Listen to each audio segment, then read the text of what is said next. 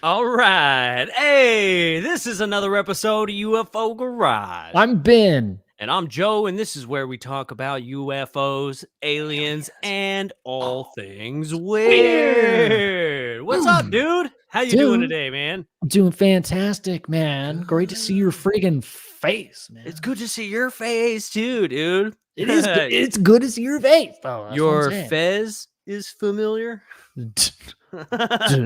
Do I know you? Yes. Absolutely. It's been an interesting week, man. Lots of things going on in Twitter.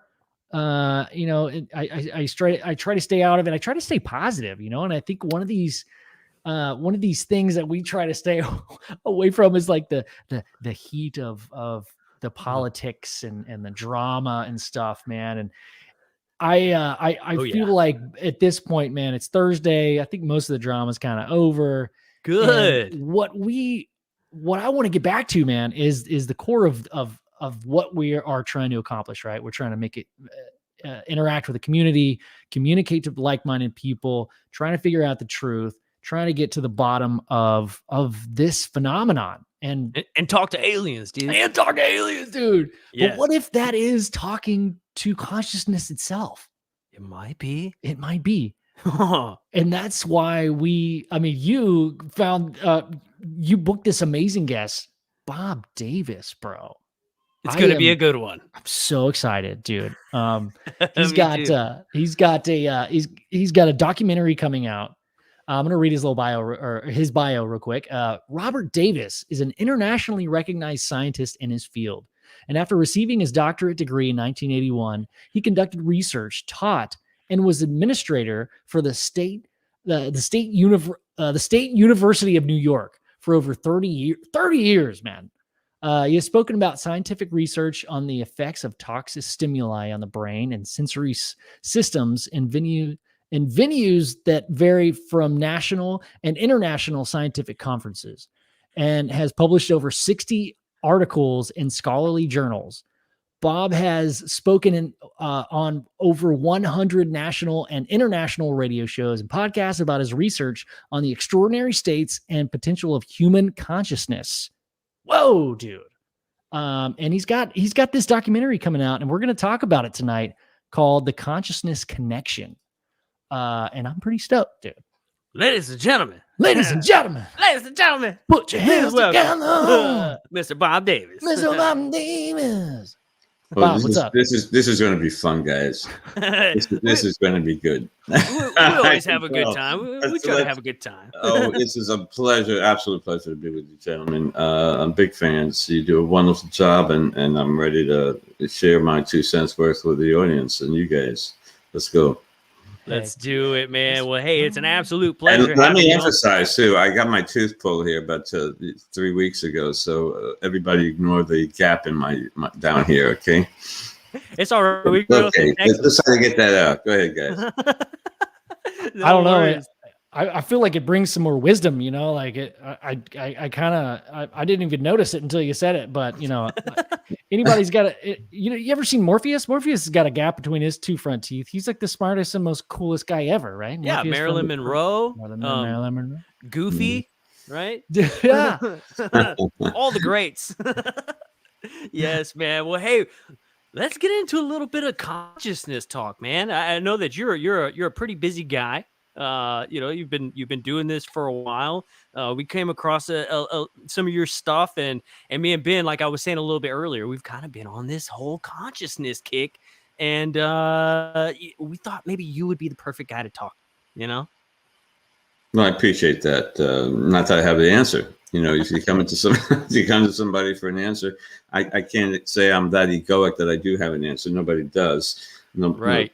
No, should anybody interpret it too literally, especially about something that nobody knows anything about. It's a mystery. We know that consciousness, which is why I want to do a documentary. And Dave Beatty, fortunately, Emmy Award winner of the Myths and Countess fame. He's co-producing it with me. I'm learning the trade. He's learning a little bit about this, but it's a pleasure working with him. He's brilliant and he's an extraordinary professional. So we're making a great team.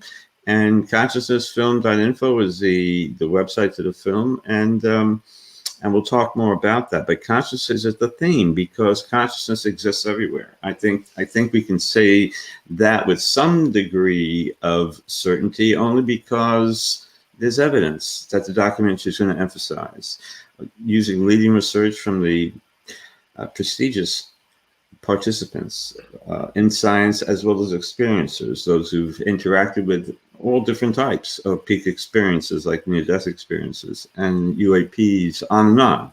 Consciousness, however, seems to be that underlying principle which we will address. So we have many different issues or subtopics to consciousness that's going to be addressed in the documentary, but initially the first documentary is going to be a collection of all types of peak experiences that result in people simply becoming more aware, awake, have a sense of reality that they never had before, and with great confusion and determination, they want to know what happened to me. Did I really see a different world, or am I seeing this world differently? And UAP is part of it, not entirely. Each separate issue, out of body, near death, meditation, psychoactive drugs, etc., they come in all shapes and sizes, even going up and down outer space, as William Shatner can contest. He had a peak experience, a mystical event that is transpersonal in nature, that alters one's personal viewpoints and beliefs on matters of extreme importance in life and death, religious affiliations, love. It hits the inner core of the human being, where they question themselves, reality, maybe even the one they love. So, as well as their own sanity at times. These kinds of peak experiences is consciousness, I think. When people are brought to that kind of sense of wonderment, that mystical sensation that people have always been experiencing, from cavemen, cave people 40,000 years ago to today. The same theory, different suit, different technology, different language, different culture, same damn thing. So interacting with lights now, they interacted with them, I guess, forever. I mean, if we're going to interpret things literally from the past and folklore and the Bible, that's what they tell us. So yeah, right. What I love about this, Bob, is that you talk about peak experiences. And is there 3 peak experiences? We talk about near death, UAP, UFO, and then psychedelic. Is psychedelic, like, is that the right term? yeah, psychoactive drugs like psilocybin, DMT, you know them, the shrooms, all that. Yeah, Even marijuana. I know. Yeah, you know. I bet you know. Let's not go there. We all know. The thing is, how can we benefit from it, if at all? Medicine starting to tell us that people can with PTSD, severe depression. We know that. There's still a lot more to learn. I'm sure it has greater widespread application for a number of issues. But yeah, peak experiences, I guess, are endless. The more common ones that we're familiar with certainly are the near-death experience and out-of-body experience, that vertical perception of being apart from the body. We're all aware of the symptomatology of near-death experiences, the unconditional love, and I don't want to get into that. We know that. But the aftermath of all these peak experiences, whether it's seeing a gray in your bedroom, to an apparition, to a deceased relative, to a DMT experience, to a UAP, to you name it. It comes in all shapes and sizes. So going up in a rocket ship and seeing Earth beneath you.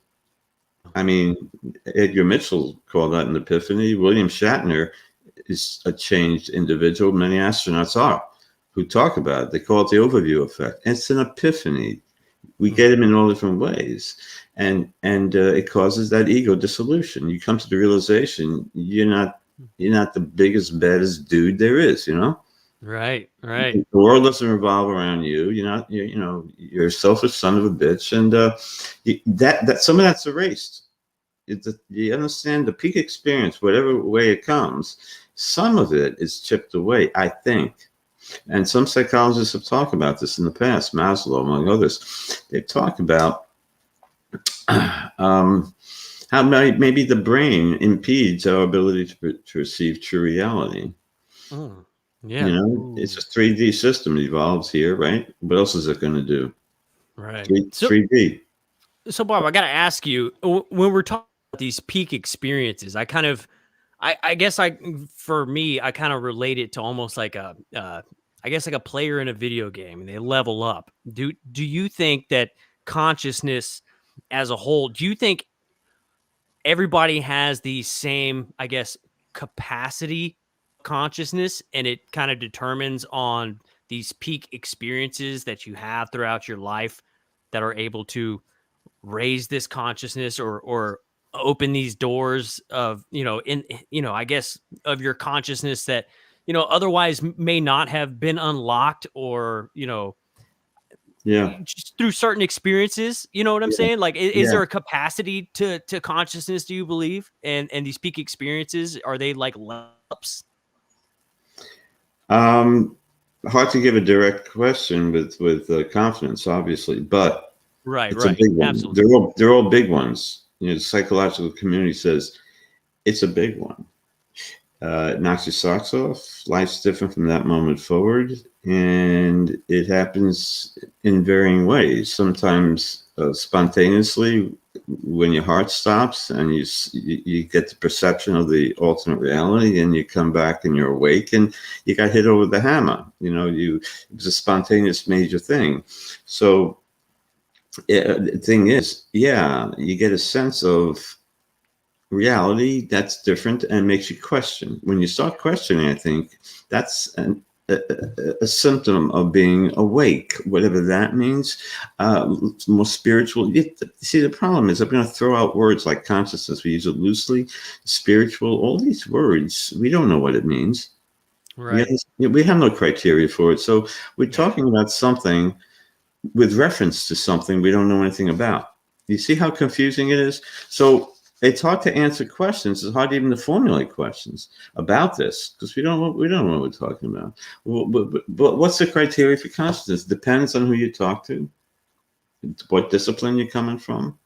You talk to an anesthesiologist, it's the degree of wakefulness the patient is. You talk to a psychologist, it's a cognitive kind of thing. You talk to a cosmologist, you're going to get some other diatribe.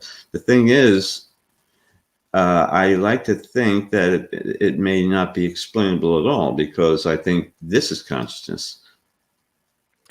Yes, I love This is that. consciousness. And how do you, and if this is consciousness, the awareness that you're alive, and maybe not even your body, but just the awareness that you're alive, but you're trying to define yourself. And you see, your consciousness, you're conscious, and you're trying to define yourself. It's the law of identity. It's impossible. That's what I'm trying to say. So that's the enigma we go into, the esoteric nature of this. Yet there's consciousness studies, scholarly papers, thousands of them, written by hundreds of brilliant minds, Nobel laureates, and what do we have? No answer. No answer. That's why I love when we introduced you, Bob. You said, "Look, I mean, yeah, I've got the credentials, but I don't have an answer for you." I mean, that's so refreshing. I feel like a lot of people in academia want to be that sense of authority, and it's refreshing. Yeah, I hear that. Yeah, I've been an administrator among too many egoic academics in my career to know that egos is a thing we should dissolve. And if we can figure out what pill is most effective at doing that, or maybe it's just a trip up in space where everybody has that peak experience, a greater realization that there's more to life than just them, become more sympathetic, empathetic, more sensitive to the ecological nature of the planet, and all other things that we regard as being more humane in nature. It seems that when you become a little bit more aware, awake, facilitated by whatever. Yeah. There's a million different things that do it.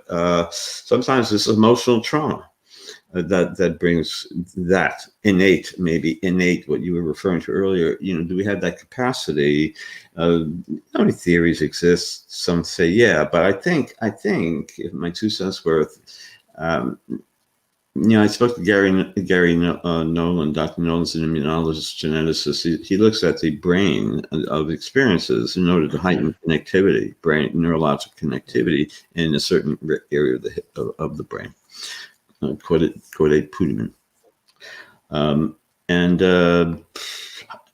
It's what's interesting is that these people that have heightened cortical activity, connectivity, are more generally considered psychic experiences with UAPs. Do they have its inborn antenna? Is the brain somehow wired to facilitate some type of sensitivity, heightened awareness, whatever you want to call it, with an outside other force, with a phenomenon of some type, an extension of consciousness? Maybe we don't know how it works, but there's something seems to be unique to the brains of these individuals. Now, what caused that? Were they born that way? Some evidence suggests maybe he's thought it's genetic because it does run in families. How many times we hear alien abductions are familial? My mother had it, and the father, etc. So maybe there is something there that makes some people a little bit more sensitive, susceptible, whatever that means, to the phenomena. Right. Likewise, these same individuals who are also more psychic in general. More intuition. So maybe there's a connection here of some type. How the relation, who knows? But maybe the peak experience causes those brain changes. You see, too. So that's a possibility as well. So you get, and with each experience, you get another spoonful, maybe, of alertness or wakefulness. And maybe if there's an intelligent phenomena, which seems very likely in the form of this interactive aerial phenomena above that people can tend to interact with, call it down. I'm doing a CE5 with Gary Voorhees, David Beatty. We're going to do some filming at Mike Merberg's CE5 outside of Tampa at Darby Ranch this Saturday. And, mental intention. When people contend, they can willfully interact with it, call it down. That's interesting, isn't it? And more than that. So the question, of course, is what's going on? I talk to people and they say, I interacted with Grace. I was up in a craft. The wildest of stories. I've never had that. I'm an experiencer of types, but not that. And I say to myself, I follow the scientific method as a researcher, professor, whatever you want to call it, trying to be as objective as possible. And now I'm talking to people very sane, functional, happy, content, family member or not, doesn't matter, all walks of life. And they're telling me stories about interacting with UAPs, reptilians, human-looking entities, energy, the whole shtick. And so I say, okay, I didn't read anything about that in my, college texts. They don't teach that in college, right? What's going on? Science doesn't recognize it. Newtonian physics doesn't recognize it. Shrinks certainly. Psychologists certainly don't recognize it, but they should. They should. People are interacting with something that they consider, as you all know, as real as the back of their hand. They can't explain it. They're having spiritual emergencies. Psychological community doesn't know how to deal with these people effectively. They don't understand. They consider it a dissociation, schizophrenia of some type. They don't get it. How could they were never taught that in Psych 101, that you might have a patient that's going to interact with about a 4-foot figure, large head, almond-shaped eyes, going to communicate with you with ESP. These people are normal, It's when they start seeing the reptilians, then you got to put them on Thorazine, right? They don't know anything about this. I'm being stupid here, obviously. I'm half right. I'm half asleep. But the point is, this is a pandemic in and of itself, a consciousness pandemic. People are running around afraid to communicate. We know the situation. It's spiritual emergencies. It's a shame, and people need the right support from experiences who are counselors, who understand the mind, psychologically speaking, but who have that unique insight about what the altered state of consciousness is in this individual, who just had an experience they can't rationalize, they can't talk to anybody about it, and they're going downhill. They're obsessed with their experience. They have a PTSD, understandably. Who wouldn't? if you see a Yeah. deceased relative in your bedroom or whatever. Sometimes it can be beautiful. I'm not saying it's always terrifying, please. I was a member of the Dr. Eric Mitchell Research Foundation. We did that survey. Ray Hernandez, Dr. Russell Scalpone, Dr. Rudy Shield, published in the Journal of Scientific Exploration back Free in organization, correct? Hmm? Free organization, Yeah, right? yeah. Okay. Good friends with Ray. We worked together collaboratively, among many other people, on that on free, and we published that. 3,200 individuals who contend to have interacted with the UAP and non-human entities, intelligences associated with the UAP, and approximately 80% said it's positive. They wanted to continue. Long-lasting changes on the positive sides. Of course, people have negative experiences. We hear that, but it's not the negative type of experiences that Hopkins and Jacobs contended it is, using hypnotic regression. We didn't do hypnotic regression. I don't trust that. It's too much in the hands of the individual, and thus that's not too scientific in my mind. I'm not knocking hypnotic regression, please. In the right, you just can't trust it. It can be very useful, very helpful, without question. Without question, it's a way of getting at repressed memories, but not for using it as evidence to understand interactions with other intelligence, shall we say, because they depict it as negatives. That's not true. The vast majority regard it as positive. Don't you see, this is the issue. The first 1 or 2 times, if you're going to say I had interaction with a non-human intelligence, how can that be positive? I see a reptilian. I see a gray. You think I'm gonna have a party? It's going to knock my socks off. Yeah. Like, what do you do? Like, so then, okay, I interact with reptilian. Okay, I'm going to see Bud Hopkins now. What do you think he's going to conclusion going to come to? A positive or negative experience? The point is this: people we saw who have multiple interactions with the UAP and these beings. This is what they say. The more they have, the more they like. They want to continue. 80% of about 1,100 people said they don't want it to end their interactions. What is that all about? They adapt. They get, they feel that they benefit from it in many ways. Right. Become more humane, a better sense of reality, who better understanding who I am. And it shows in their behaviors afterwards. That transpersonal experience carries over. Remarkable. But of course, initially it's an evolving process. Fear, terror, it certainly can prevail early on with tremendous anxiety. I'm not saying it's a walk in the park, but it's a process. It seems, according to those who have it, and we got to understand that probably millions are interacting with this or believe they are, and just the same, millions are having near-death experiences, more so during COVID, unfortunately. But there's getting, I think, a greater realization that there's something more. I kind of want to interject here if I can, Bob. I mean, there's so many things I want to touch on, but just recently, I mean, we're talking about COVID and the interactions, the implications of what has happened in the last couple, year and a half. Is everybody is paying attention to this stuff. Not only did the government come out with this official report, but everybody's kind of eyes wide open. I mean, culture, America, the world culture has been fascinated by the idea of extraterrestrials for as long as we can remember, since the beginning of time. And it's finally now in the public, and it's opening all these doors. It's almost, as you say, this peak experience. It's almost like a catalyst, right? So it's almost like this great awakening. I hate that we use that word. I mean, we talked about not having the correct terminology just yet, because this is like trying to study a black hole, man. Like, we don't really know how to talk about this stuff yet. Right. So I guess my question actually leads into one of your it's a quote on the trailer of your documentary, The Consciousness Connection, from Rebecca Hardcastle. And I'd just love to hear your thoughts on this. She asks, what if consciousness is another force in this universe, like gravity? And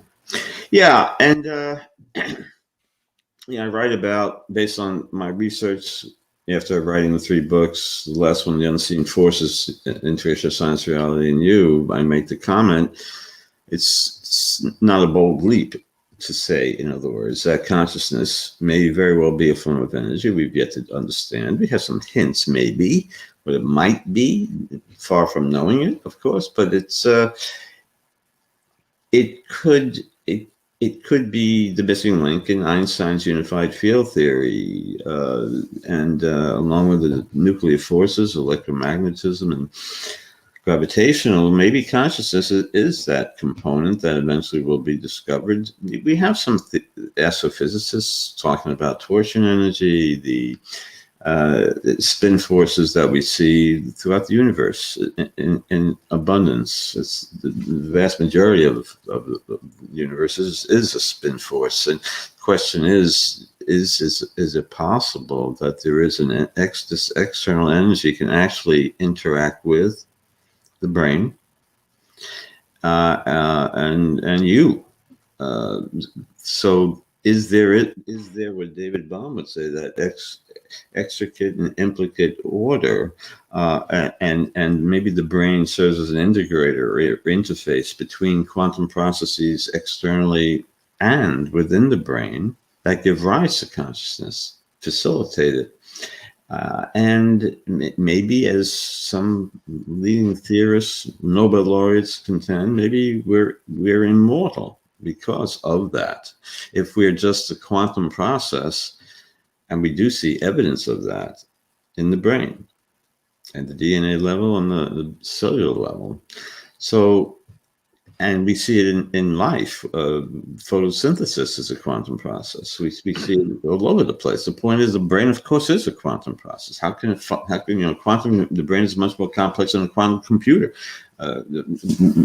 millions of times. The question is, does it interact with other forces in the universe that's quantum based, or believed to be? At least that's what is mathematically derived. So the thing is this: does it account for ESP, this communication on invisible pathways? So people contend they can communicate with these non-human entities using that, or they do with us, and that's how we hear them. So is there this invisible non-local link? And we see evidence of non-locality or ESP in hundreds of experiments in parapsychology. Dean Radin, who'll be in our documentary, is a leading scientist in this area, and he along with other noted authorities in our documentary, are going to talk about just that, how ESP is valid, and it is. It's statistical and subtle, but it is real, and we see clear evidence of it. But in order to see it, you have to get into the literature, analyze the data, because it is statistical. People want to see it on CNN, bending a spoon or levitating. It doesn't happen that way. Okay, it doesn't. But consciousness likely does manipulate physical systems. We see this at varying levels. People can, using their will, manipulate a laser interferometer up or down in the direction of the will. A statistically significant result. It's statistics. Okay, I'm not going to do it every time right, but 95% of the times that I do it, it says it is a valid result. I am actually controlling it statistically. But if you ask somebody to be like, "Hey, make the 1 a 0," right now, I mean, right, shit, there's still that small chance it's going to be right. But I may be able to do it 6.5 out of 10 times, which is statistically significant at the 0.05 level of significance. Okay, yes. I know it gets heavy like that, and more than that. So we have a short attention span, and we want things now. But it's such a subtle. Don't you see? It's a small effect size. We have a brain. It's a needle in the haystack, but you can find the needle.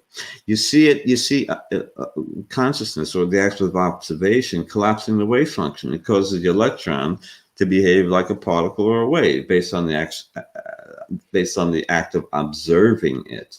Right? You've heard of that, and we know Einstein called that spooky action at a distance, but he acknowledged it to be a real phenomenon. We know this. It exists all over. We see Global Consciousness Project. Major worldwide events cause random number generators to act, behave non-random, statistically significant.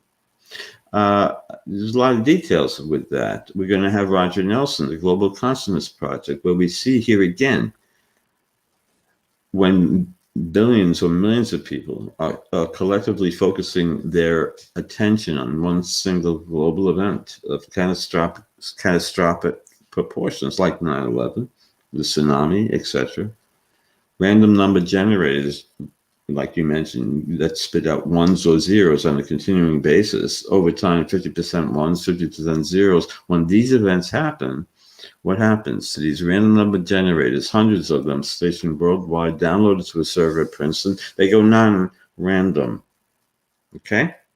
Not an hour before the plane hit, not an hour after. When the plane hit, the timing. About this. Yes. You heard it, the timing. Yeah. People don't look at this. The data's there. It's real. They're all around the world, though, right? These people don't, huh?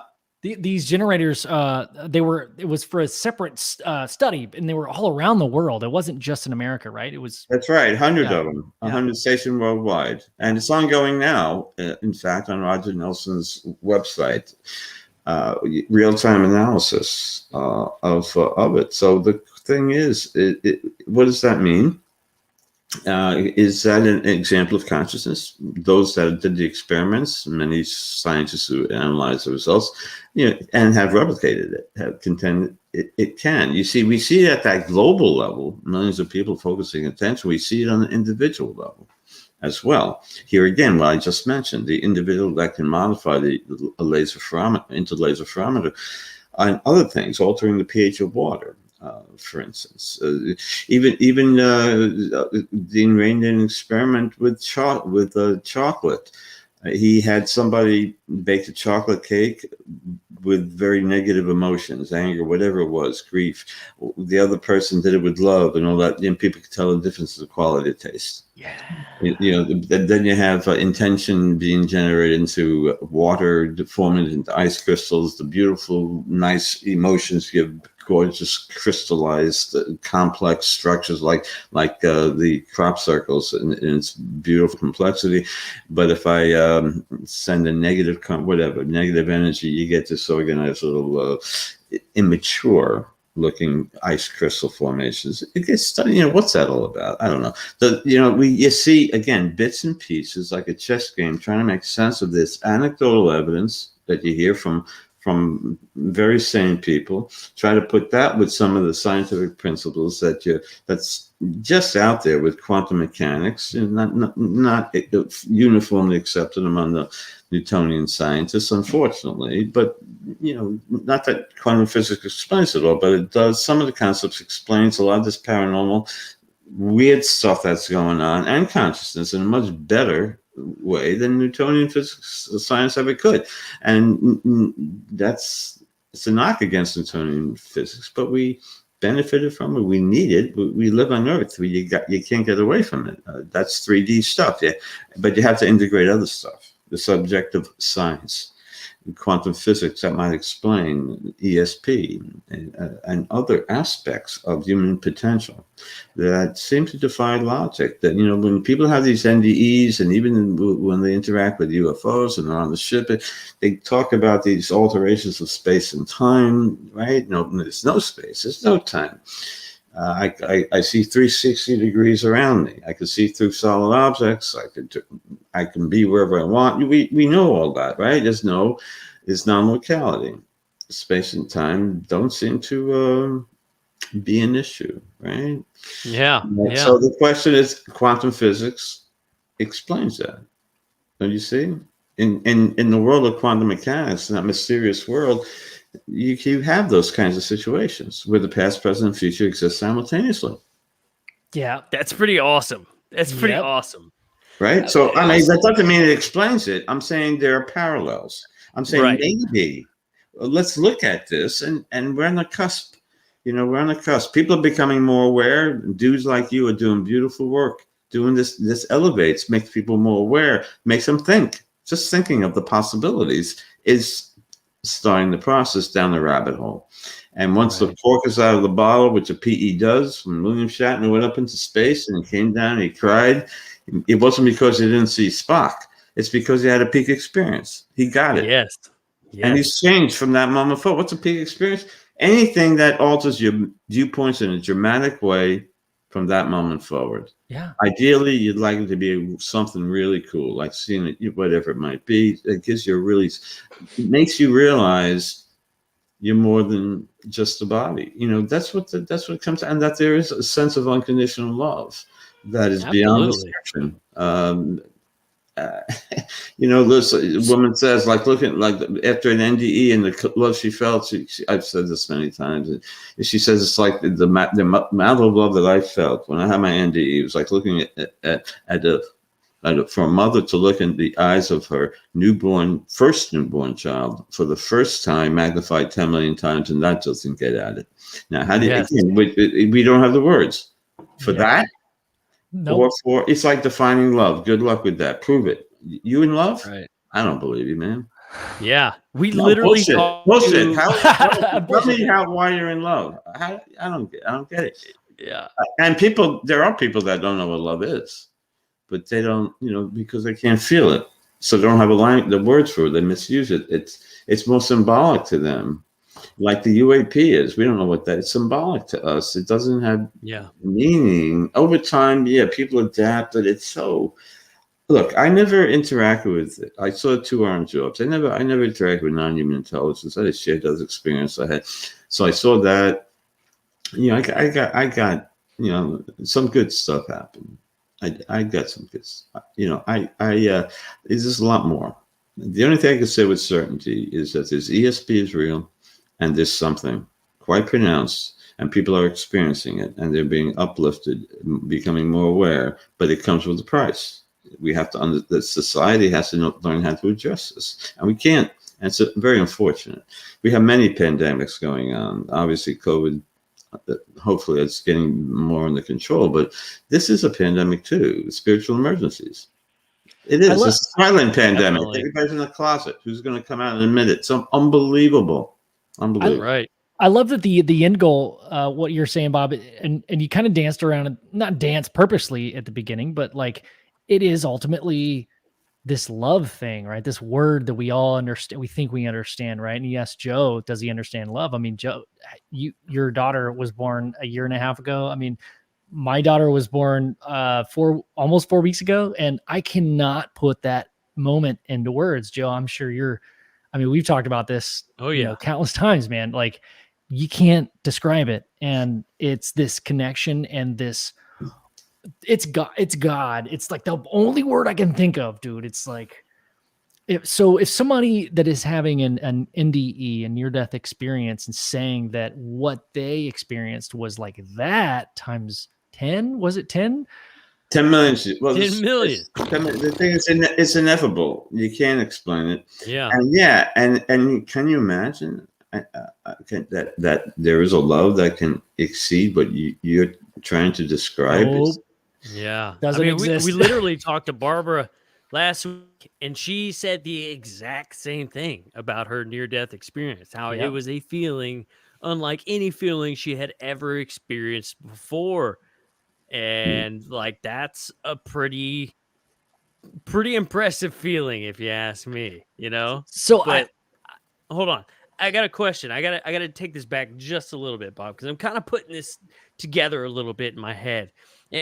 And I guess it's kind of a 2-parter question, or I'll ask you the first one and then I'll determine whether it's a 2-parter question. But do you think that when we're talking about the consciousness of everything kind of being consciousness, do you think that everything from trees to rocks to water holds some sort of consciousness to it?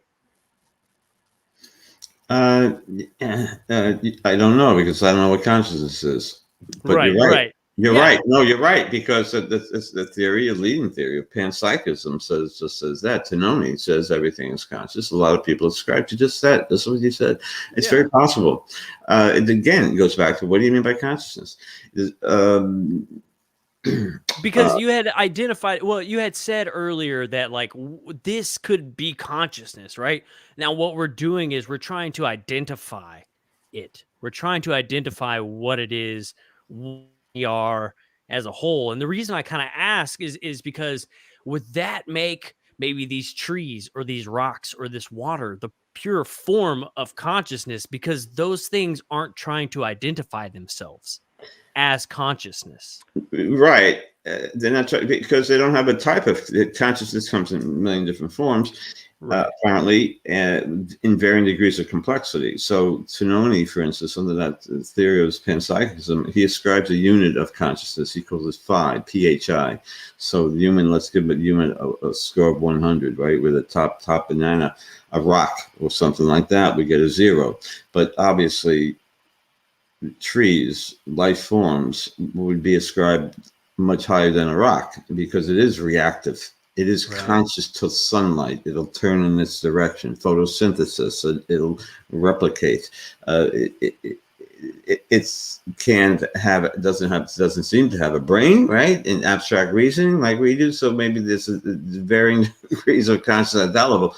But there could be a very different kind of unique distinction of consciousness between us and that of the lower order species, for instance. The question is, as everybody contends, how conscious are animals in terms of their sense of self? And some research shows that maybe some animals are aware of themselves. Is that an act of consciousness? Hard to say. Again, it goes back to the definite your criteria. So is a rock conscious? Wow, what do you mean? You get funny looks when you ask about that. Well, maybe it is, in the sense that I'm interacting with it. It's pleasing me, or it hurts me, or I scratch myself on it. I'm getting a cause response from it. If that could, some people regard that as a consciousness thing, and act with something. And that something is causing something. I hit a rock, it's going to be painfully obvious, right? Right. Now, that doesn't mean that is conscious, but the point is, it goes back to what you mean. Exchange of information is what many people consider to be consciousness. Right. Information, universe information. That's okay. That's where it comes from, mathematically derived VR, virtual reality information. Well, if that's the case, I'm getting information that's painfully obvious from that rock, right? Mm-hmm. Correct. So I'll still give it a unit of 1, but it gave me input. It gave me information. It told me something. Don't you be so damn stupid as to hit me again. I'm going to hurt you. Right. So maybe it's conscious, okay? Right. Or even, even like, you look at the Grand Canyon and there is millions of years of information right there in front of you. And I mean, it's not like what you would consider to be, I guess, what your typical person would say, oh yeah, it's fully conscious, right? Because you don't think of a cavern as conscious by any means, but it is a living thing. It is constantly changing. It's constantly absorbing information and storing information. And I think maybe the second part to this whole thing was we have these peak experiences. And with these peak experiences, you were talking about the studies that were done where the caudate putamen and the basal ganglia have like this effect to these, these interactions that you have. And if that's in the human brain, and then we go down back into the scale of like a tree or like a mountain or something that's also, somewhat seemingly conscious. What is the effect on those types of things? Are they living a peak experience all the time compared to a human, where we have these certain points in our lifetime where we experience this peak experience? I don't know how to answer that. It's a decent question. It's a deep one, and I don't know. I can only speculate. That's perfectly honest answer. I appreciate that, because I mean, that's kind of what we're all doing here, right? I mean, This is a very complex topic. I know. I thought about that question. I don't have an answer for it, but I have thought of that.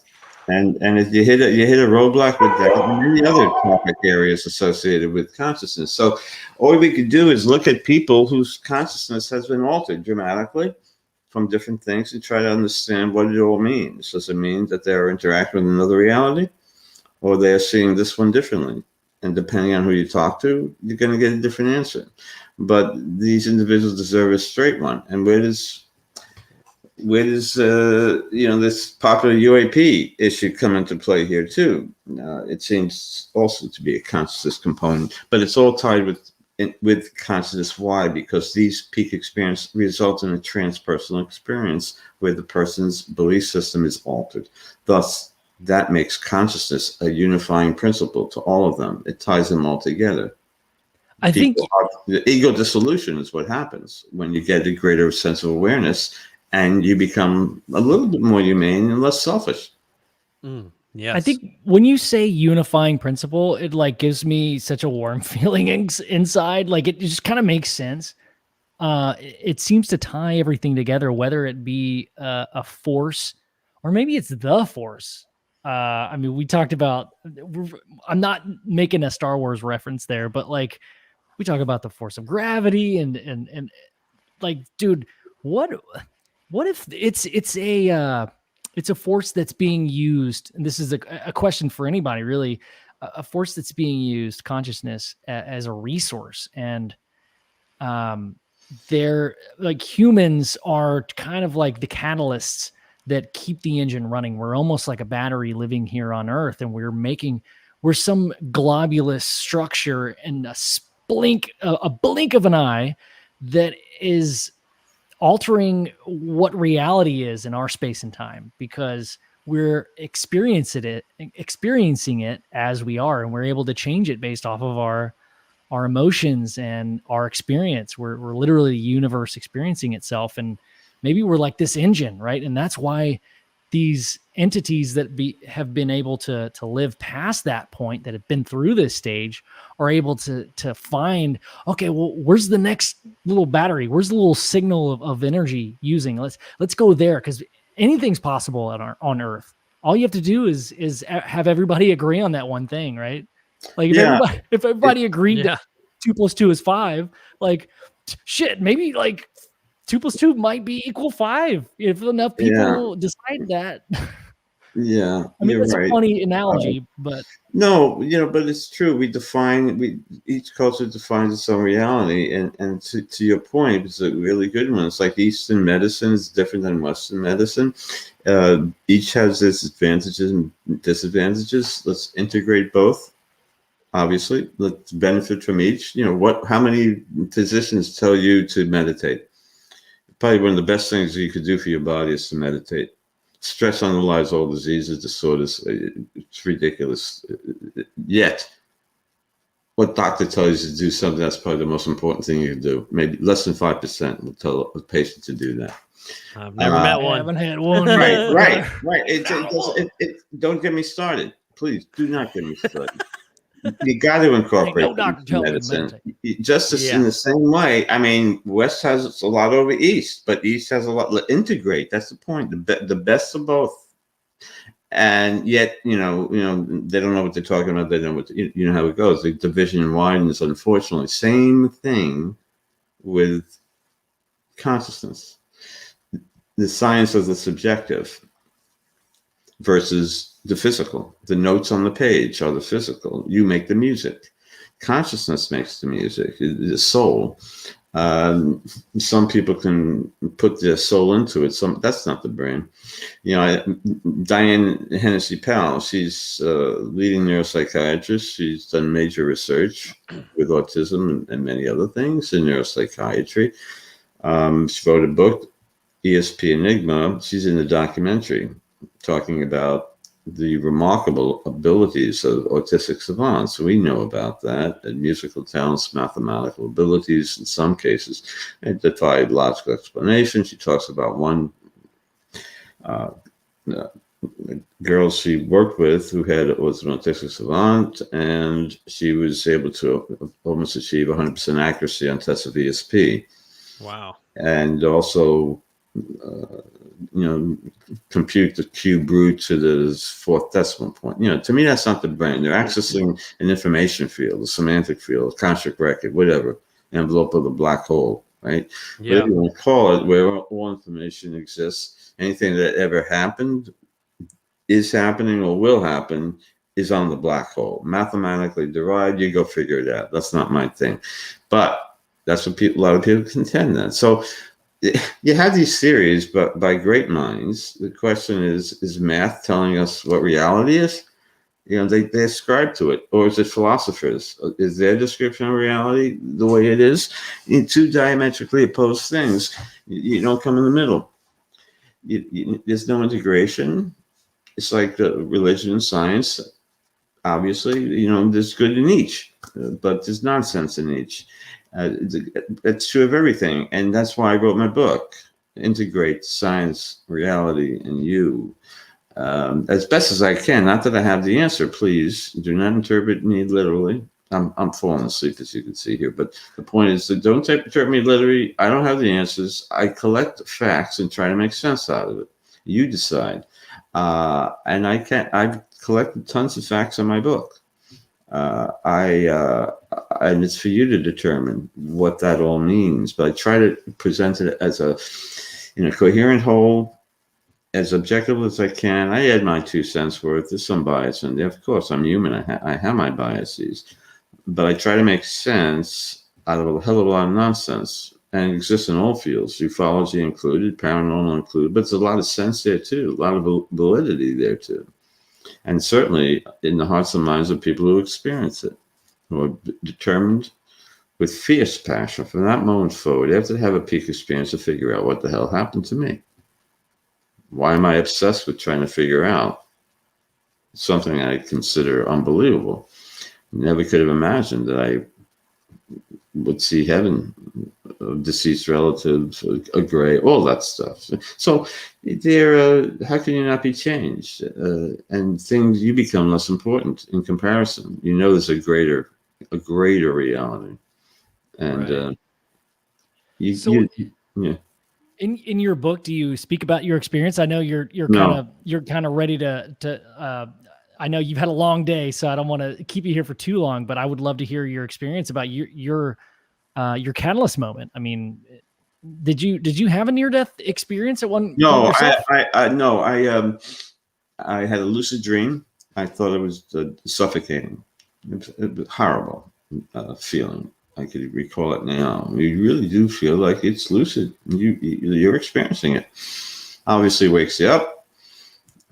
Terror. But I had a sense of knowingness that a dear friend of mine who I did research with in the lab died.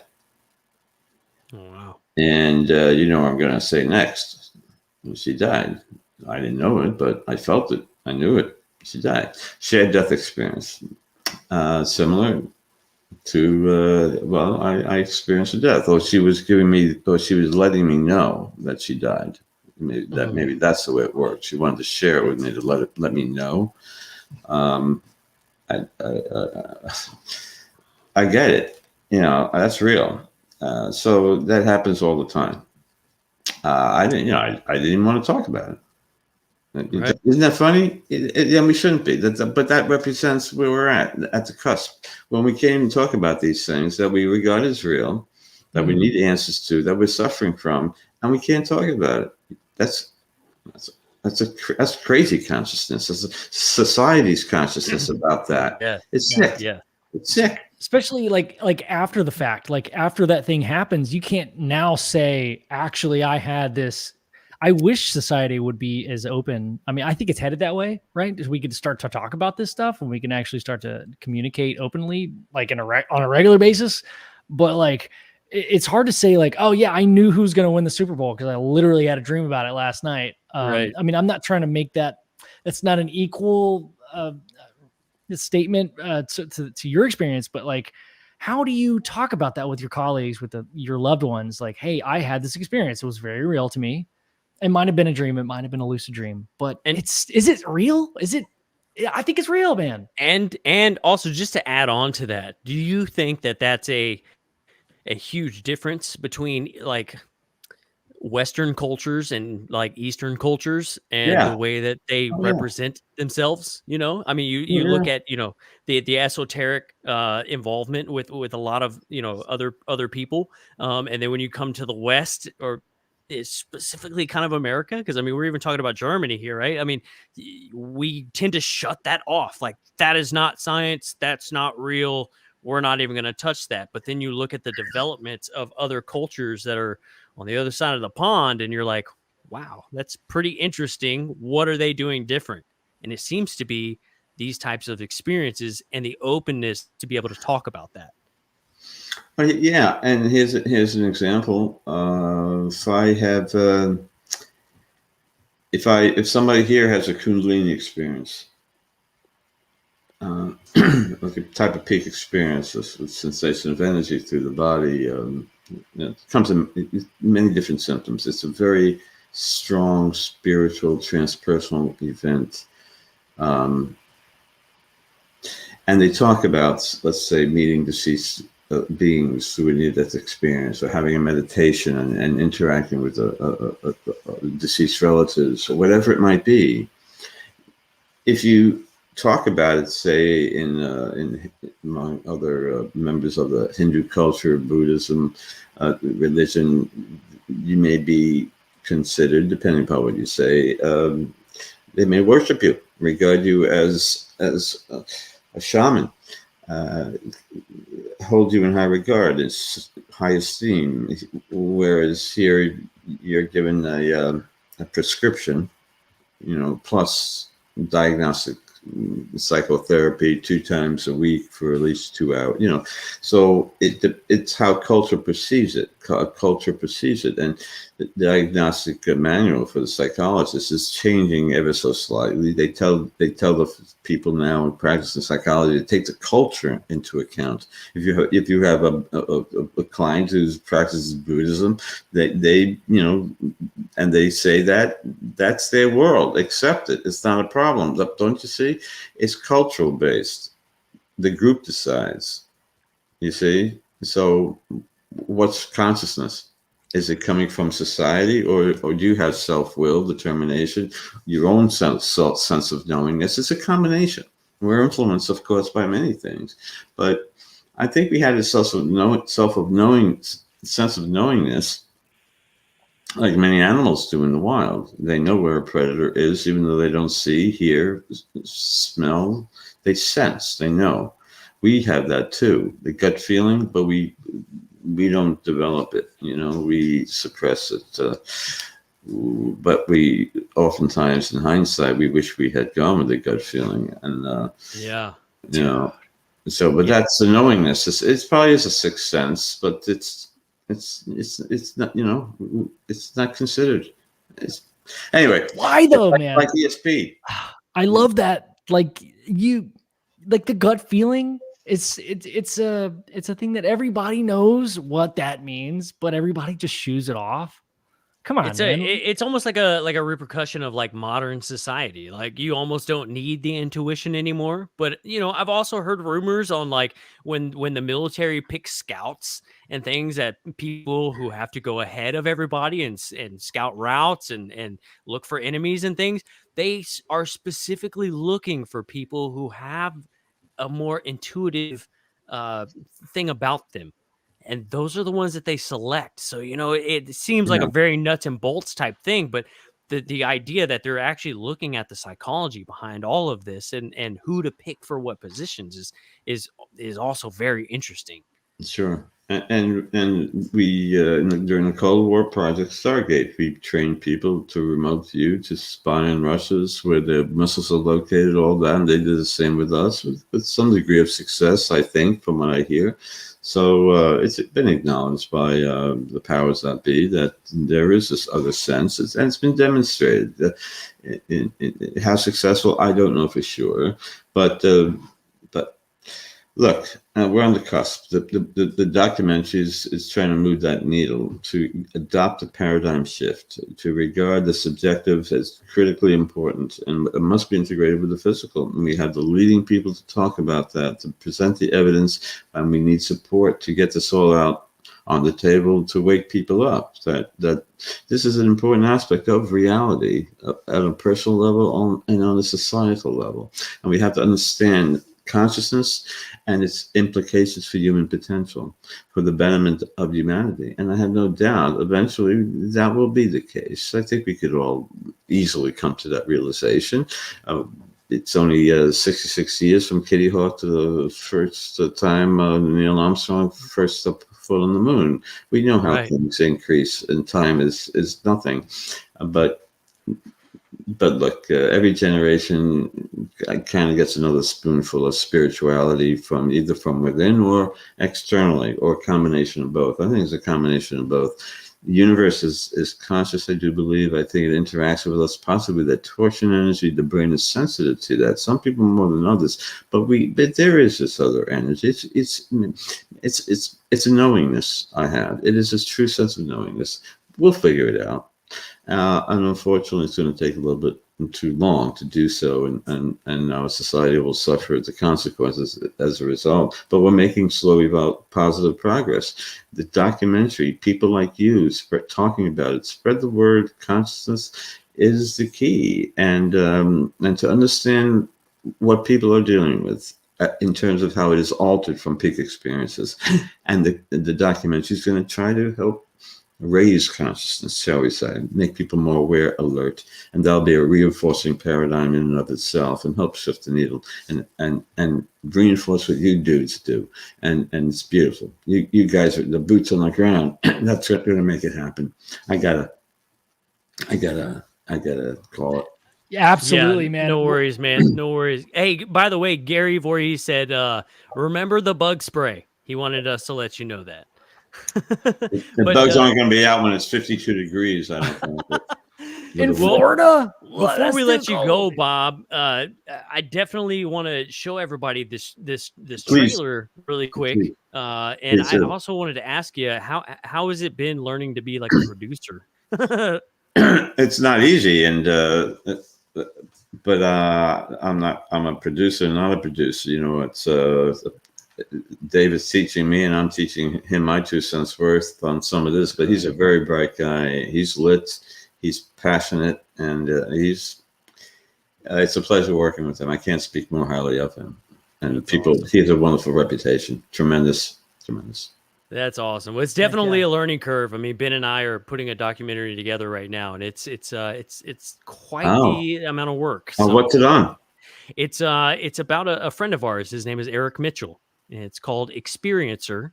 And we're kind of trying to pinpoint experiencers specifically, like not so much history or what's going on. We're trying to capture stories from actual experiencers and tell them.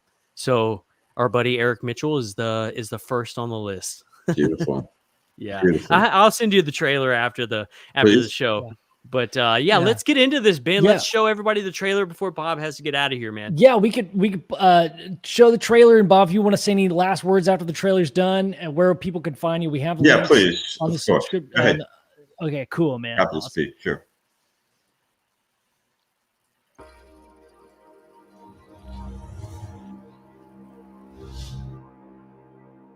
What is consciousness? A quantum field, a structure in the brain, a multi-dimensional projection.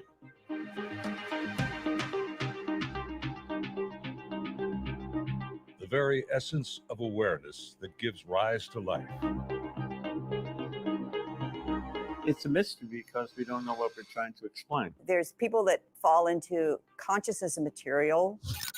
Consciousness has so many different meanings. Consciousness is a hybrid. It's technology.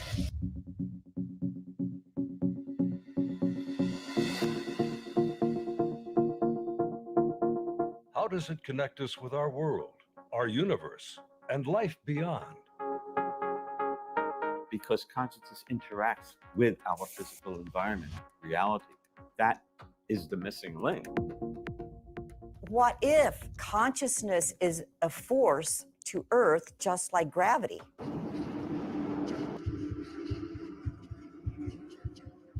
Is there a link between consciousness, extrasensory perception, and other anomalous events? It could be a near-death experience with the beautiful white light, the interaction with many different types of entities. People have out-of-body experiences, from meditation to psychoactive drugs. And I think this is really important when you look at extraterrestrial experiencers or people that have had these peak experiences. My daughter and I walked out of a movie theater at night. My daughter pointed up in the sky and she said, "What's that?" And it was just sitting there. It was a boomerang-shaped craft the size of a football field, a large orb telescoped open. It moved around like it was searching for something. Once you experience it, you can't go back. You suddenly, you know that reality is unbelievably bizarre. And the dimensionality of consciousness is going to move us into advancing who we are as humans. But we await the paradigm shift, which is critical in terms of our understanding the science of the subjective, integrating it with the science of the physical in order to better understand consciousness, reality, and maybe a little bit more about what life and reality is all about.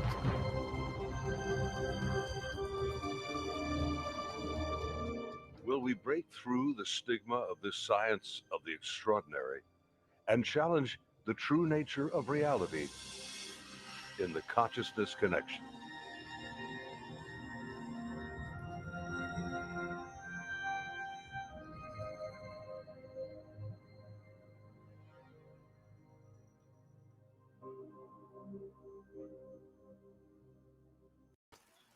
Love that, dude. Oh, yeah. Love Yeah, that. Dave Beatty did a wonderful job with it, didn't he? It's turning heads in the right direction, and as we interview more people, that trailer will also evolve. The thing is, of course, to interview more people, as awkward as it sounds, like we need money. It's the nature of the beast. It's awkward indeed for me as a producer. Learning about being a producer means trying to get money, and I'm looking for the rich person with short time left and deep pockets. Obviously, if anybody can support in any way, beautiful. Especially if you know some people who fit that criteria. We want to make this happen. We know it's going to happen, and we're passionate about it. And if you resonate with it and are as passionate as it is for us and for the participants, leading scientists talking about cutting edge research about a paradigm shifting project, and we're going to put it on PBS. It's going to reach many millions, and we're going to do this together. And whatever support you can provide would be so appreciated. Thank you so much for your help, gentlemen. Appreciate it, and for the audience. Thanks. No problem, Bob, man. Thank you so much for coming on the show and chatting with us. I know that you're exhausted, so this is great that you were able to make it on with us, man. I know we're probably two of the two dumbest guys you've ever talked to before, man. Not at all. No. Actually, you're one of the brightest guys ever spoke with. How old are you? How old are you guys? 33. 32. All right, and so I got you. All right, I remember that. You're like way older than I It's thought. rare. It's rare that dudes your age. I'm thinking back when my age. My age. Okay, when I was then, people didn't talk like this. We didn't have podcasts not that long ago, but people in the 30s didn't discuss this stuff. It to much lesser extent. Let's put it that way. Of course they did, but not with the incidents, with the social networking that's going on now, where you can reach so many more people in so many different ways. And that's accelerating, I think, the peak experiences and just the awareness of what we're talking about. And that feeds on itself. And thank you. What you're doing is so vital. You're shifting the paradigm. I don't know if you realize it. You really are. And that documentary, come on. The cork's out of the bottle with you dudes, and you're never going to put it back in, and only good things are going to happen to you. Believe me, you're doing the right thing, and the people listening are also doing the right thing, listening to you. You're fantastic. I mean that. Well, I hope we can stay in the same circles and kind of catalyst each other in this idea, man. We're all looking forward to figuring out what this all means and bringing everybody else up with us. And man, you play such a crucial role, not only in what you've done with your life and studying this stuff, but getting it out to the public as you're doing right now and putting together content as you're doing and the quality that you're doing. Man, I just have to thank you so much for coming on and speaking to us tonight, because this stuff is not easy to talk about, and you spent your life doing this stuff, and man, it's just awesome to talk to you. Thank you. It's so kind of you, and you have a heart. Both of you dudes do, and you thank me, and I don't want thanks, because it's just natural. I'm not looking. It's not an ego thing. It's not a money thing. If I make money, give it to the kids. Of course. So who's going to turn it down? So fortunately, it's the world we're in. But I'm not doing it for that. It's a passion. Wake people up. So I want you people out there to know, if you put money into their little kitty, it's going for a good cause. It's not going to make me a buck. That kind of thing. But look. Thank you for having me. Let's do it again, but keep me for now or next time. I'd love to talk to you guys again, because you got it. Love you guys. Good for you. Hey, man. Love you too. Thanks a lot, man. You, man. Talk Thank to you, later. dude. Peace. Well. All right. Well, we're done. We'll see you later. All right. See you, dude. Dude, that was freaking awesome, man. That was freaking awesome. Yes. It really was. Oh my God. Man. I feel like I gotta take a break. You gotta take a break. I don't know, dude. You've been listening to William's show too much, bro. We don't take breaks here. All right, this is the garage, fool. All right, fool, go take a break. Oh, shit. Let me get an oil change. I gotta tell people stuff, anyways. Oh, what about Manscaped? Is that? No. Okay. Thanks a lot, everybody. Because of you, Manscaped doesn't like us anymore. No, I'm just kidding. But for real though, they said we suck, so we won't be showing those cool banners, and I'm gonna have to throw away my lawnmower 4.0 now, because those fools are like, you only sold one, it's been a whole month. And we were like, well, yeah, our audience has very well groomed pubes. And they were like, yeah, but we got to sell these things. And we were like, well, I don't know what you want us to do. We talked about you every single time, but our audience has very well groomed pubes. All right. Let me get a thumbs up for everybody with real good pubes. Anyways, hey, we're also doing a live event December 4th down here in Taylor, Texas. It's going to be friggin' awesome. We got Terry Lovelace coming down. That one time, I was abducted by aliens. I see you on the chat. Y'all better be coming to Texas to come hang out with us, man. It's going to be a good time. We're going to be chilling. And if you're in town and you get the itch to get a little ink, go check out my homie. His name is Tattoo Timmy, 211 North Main Street, Taylor, Texas. You already know. Let me cover up this phone number, because like I said before, he don't want a bunch of y'all calling him. But you can check out his stuff right here. T-Dermographics at gmail.com. Go check him out, man. He does great work. He's going to be doing Ben and I. He's going to be doing our tattoos for our 100th episode. Now I know this is like 109 or 110 or whatever, but we haven't done the 100th episode yet. Okay, we just haven't done it. So if it is 109, it's actually 108. You know what? That one time I was abducted by aliens. She says, when are y'all coming to Vegas? I can read, fool. Well, I didn't know if you were going to say it. Dude, hey, whenever you friggin' invite me to Vegas, dude, we're going to come. Come on, man. I don't know, dude. I've heard rumors of stuff happening in Vegas, and supposedly somebody's invited us to go hang out in Vegas, but I know. I would know where those rumors came from. Where'd they come from? Well, because I forgot that I told Dave that I'd be fucking down. I was like, he was like, hey, I'm trying to do this party, and I said, absolutely yes, and I forgot about that, and that's where they came from. Oh, so is he still having the party? Well, I bought us tickets and forgot about it. I'm kidding. No, well, I said that I would buy us tickets, and I forgot that I said that I would buy us tickets to go to Vegas. So now we're going to Vegas.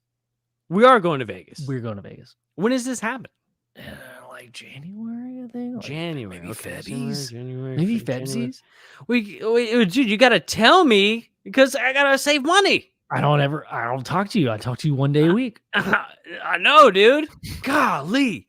You have a baby, and all of a sudden, I'm not the most important thing in your life anymore. I'm a little offended. I mean, I would be too. I'd be jealous. So, well, I thought it was a rumor. I was like, Dave, what is this shit? Everybody's saying like, hey.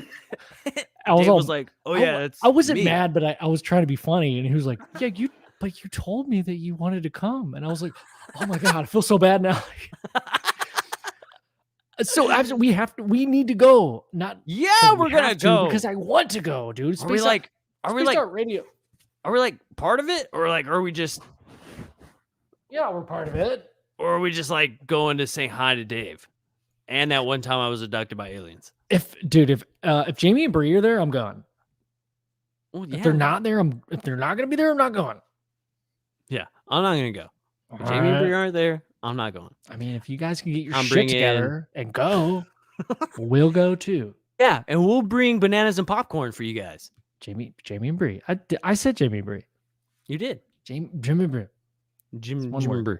I live here. Jamie lives there. Jamie lives Bree. Jamboree.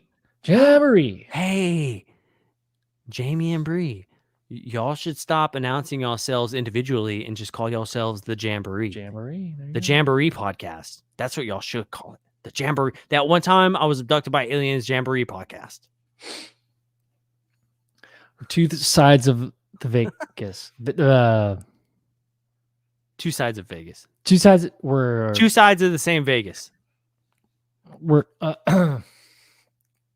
gambling joke. There's something there. Two sides to the dice.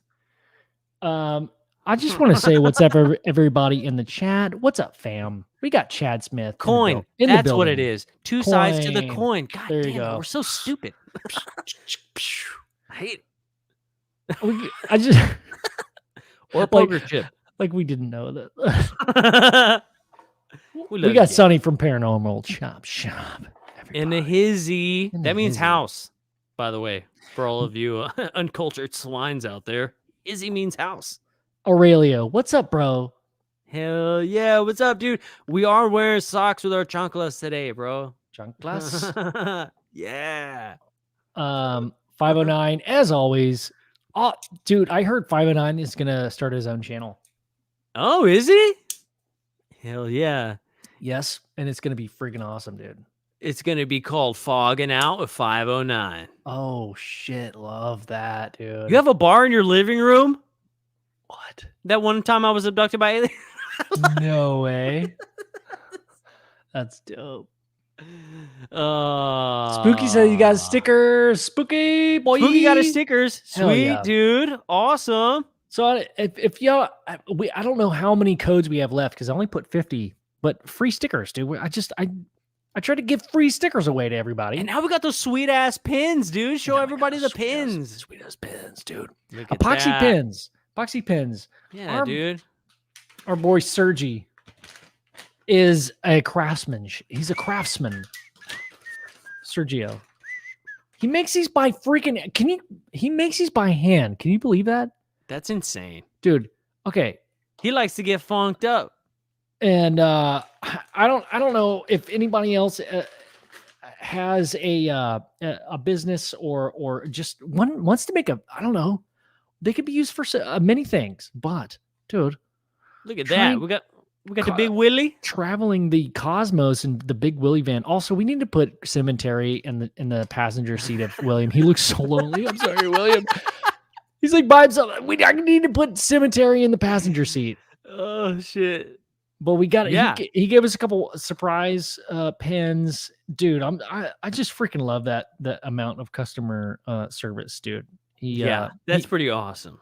He did one of our buddy Chris Holmes design. He's an illustrator, an amazing illustrator, and Sergio also took that artwork and made a pin out of it. I mean, come on, what a badass! So much. What a badass, dude. Freaking love that. Yes, for sure. Yes. What up, Sergio? He's in the chat. Sergio. Oh hell yeah, Sergio. Funk. He's No, our that funk wasn't a- brother. Funk.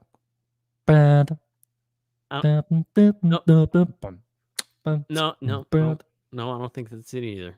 Oh dang it. I think you were doing more of like a Flight of the Concord song. Oh. Trying to take my pants off and make them to a sexy dance. We need to get sedimentary tattoos, bros. Aurelio, let's make it happen, dude.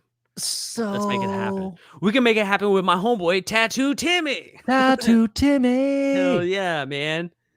I'm down. So 'Cause wait, Ben and I are getting Impala tattoos. when I got back from the bathroom, we were talking about you were talking about tattoos. So, or the 100th episode. So when, like, dude, I'm ready. Like, I'm down. Like, I think the window's open. Like Is it? the quadrant is open. So like, fucking, we can like high five like we used to. Like, I'm gonna thumb it. Are you gonna thumb me, dude? I'm so excited. I don't like the way you said that. Y'all gotta realize I haven't seen my homie in person in like 2 months. Dude, 3 it's been months? too long, man. The show is good. It's not the same. It's not. But also, I miss you, dude. I'm sad. I get sad sometimes, and I can't sleep good, especially on Sometimes- Thursdays. I Listen, toss and I turn, sometimes I shit my pants. and I know Nibbler misses me so much. Sometimes Nibbler shits. She does all the time. Because she misses you. She's mad at me. She poops out of grief. There's a thing. It's poop. It's grief poop. She doesn't even like the baby because I can't come over. It's true. Oh my She god. she doesn't even acknowledge the baby.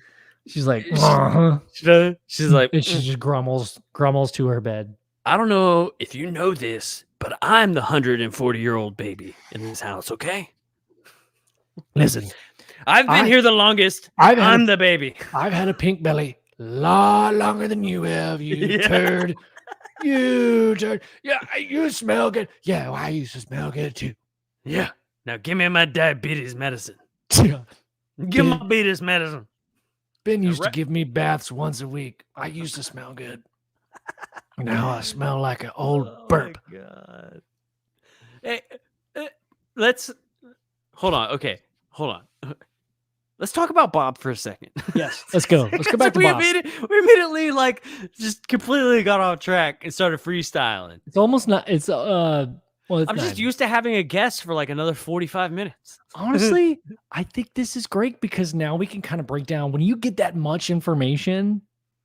Not that like all of our guests there's a lot of information to take in, right? So like we usually call each other after the show to like digest all this shit. So maybe it's good. We ended a little early so we can kind of talk about the shit he was talking about.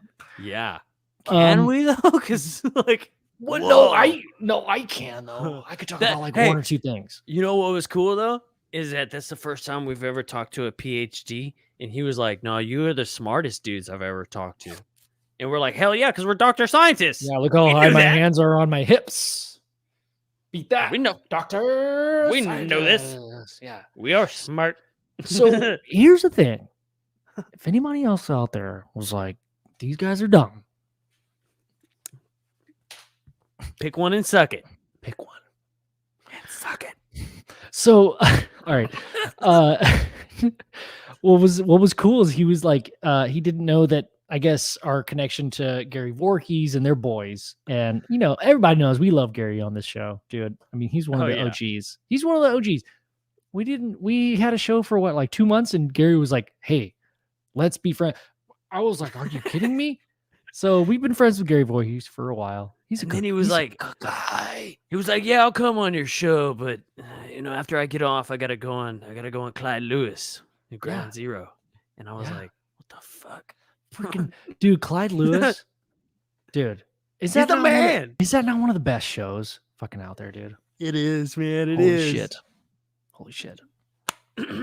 It's Clyde like is up the there with man. it's like up there with Spaced Out Radio, you know. Dude, I know. And it's good. he's always doing some kind of cool shit. Like you remember back in the day, like when the what are they when the Bundys they took over that compound. I think it was in Washington or Oregon, and they were held Yeah. up, and the government like fucking came in with all those like MRAPs and shit, and they were Are you like, talking about the Waco thing? Are you talking about Waco? No. Calvin Bundy. Like, remember there was like that huge standoff where like the federal government was trying to take a piece of his land, and they were like holding his cattle, and like there was like all these people that showed up with guns, and they were like, "Get the fuck out of here!" And like there was like American flags all over these bridges, and like the SWAT team was there, and then like there was like 1,000 people that showed up, just like regular Americans, and they were like, "Get the fuck out of here!" And they left. And then they kept fucking with them and trying to like take their land and shit. And so they were like, okay. Well, I tell you what, I'm going to go up to this little like park ranger station thingy or my bobber, and we're going to stand there and take it over.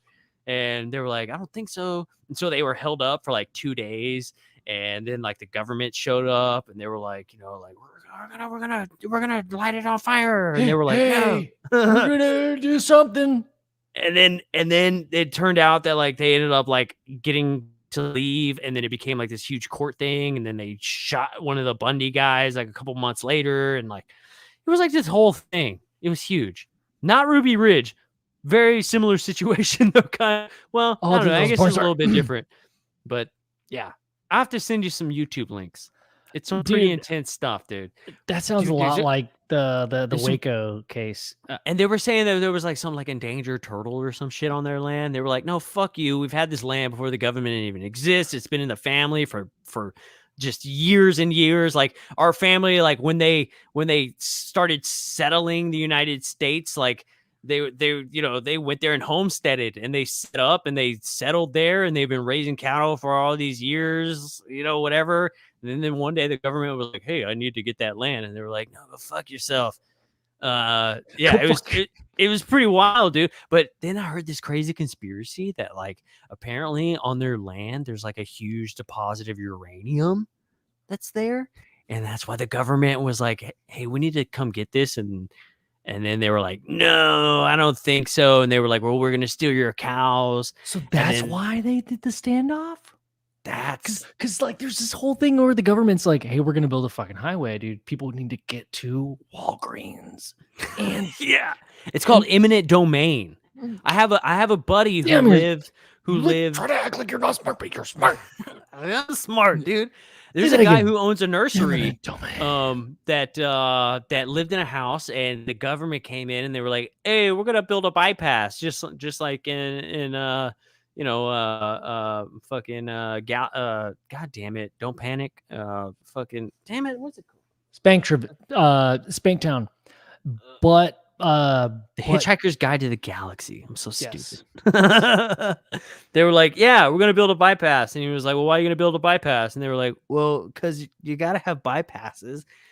And they were like, you're not allowed on here. Like,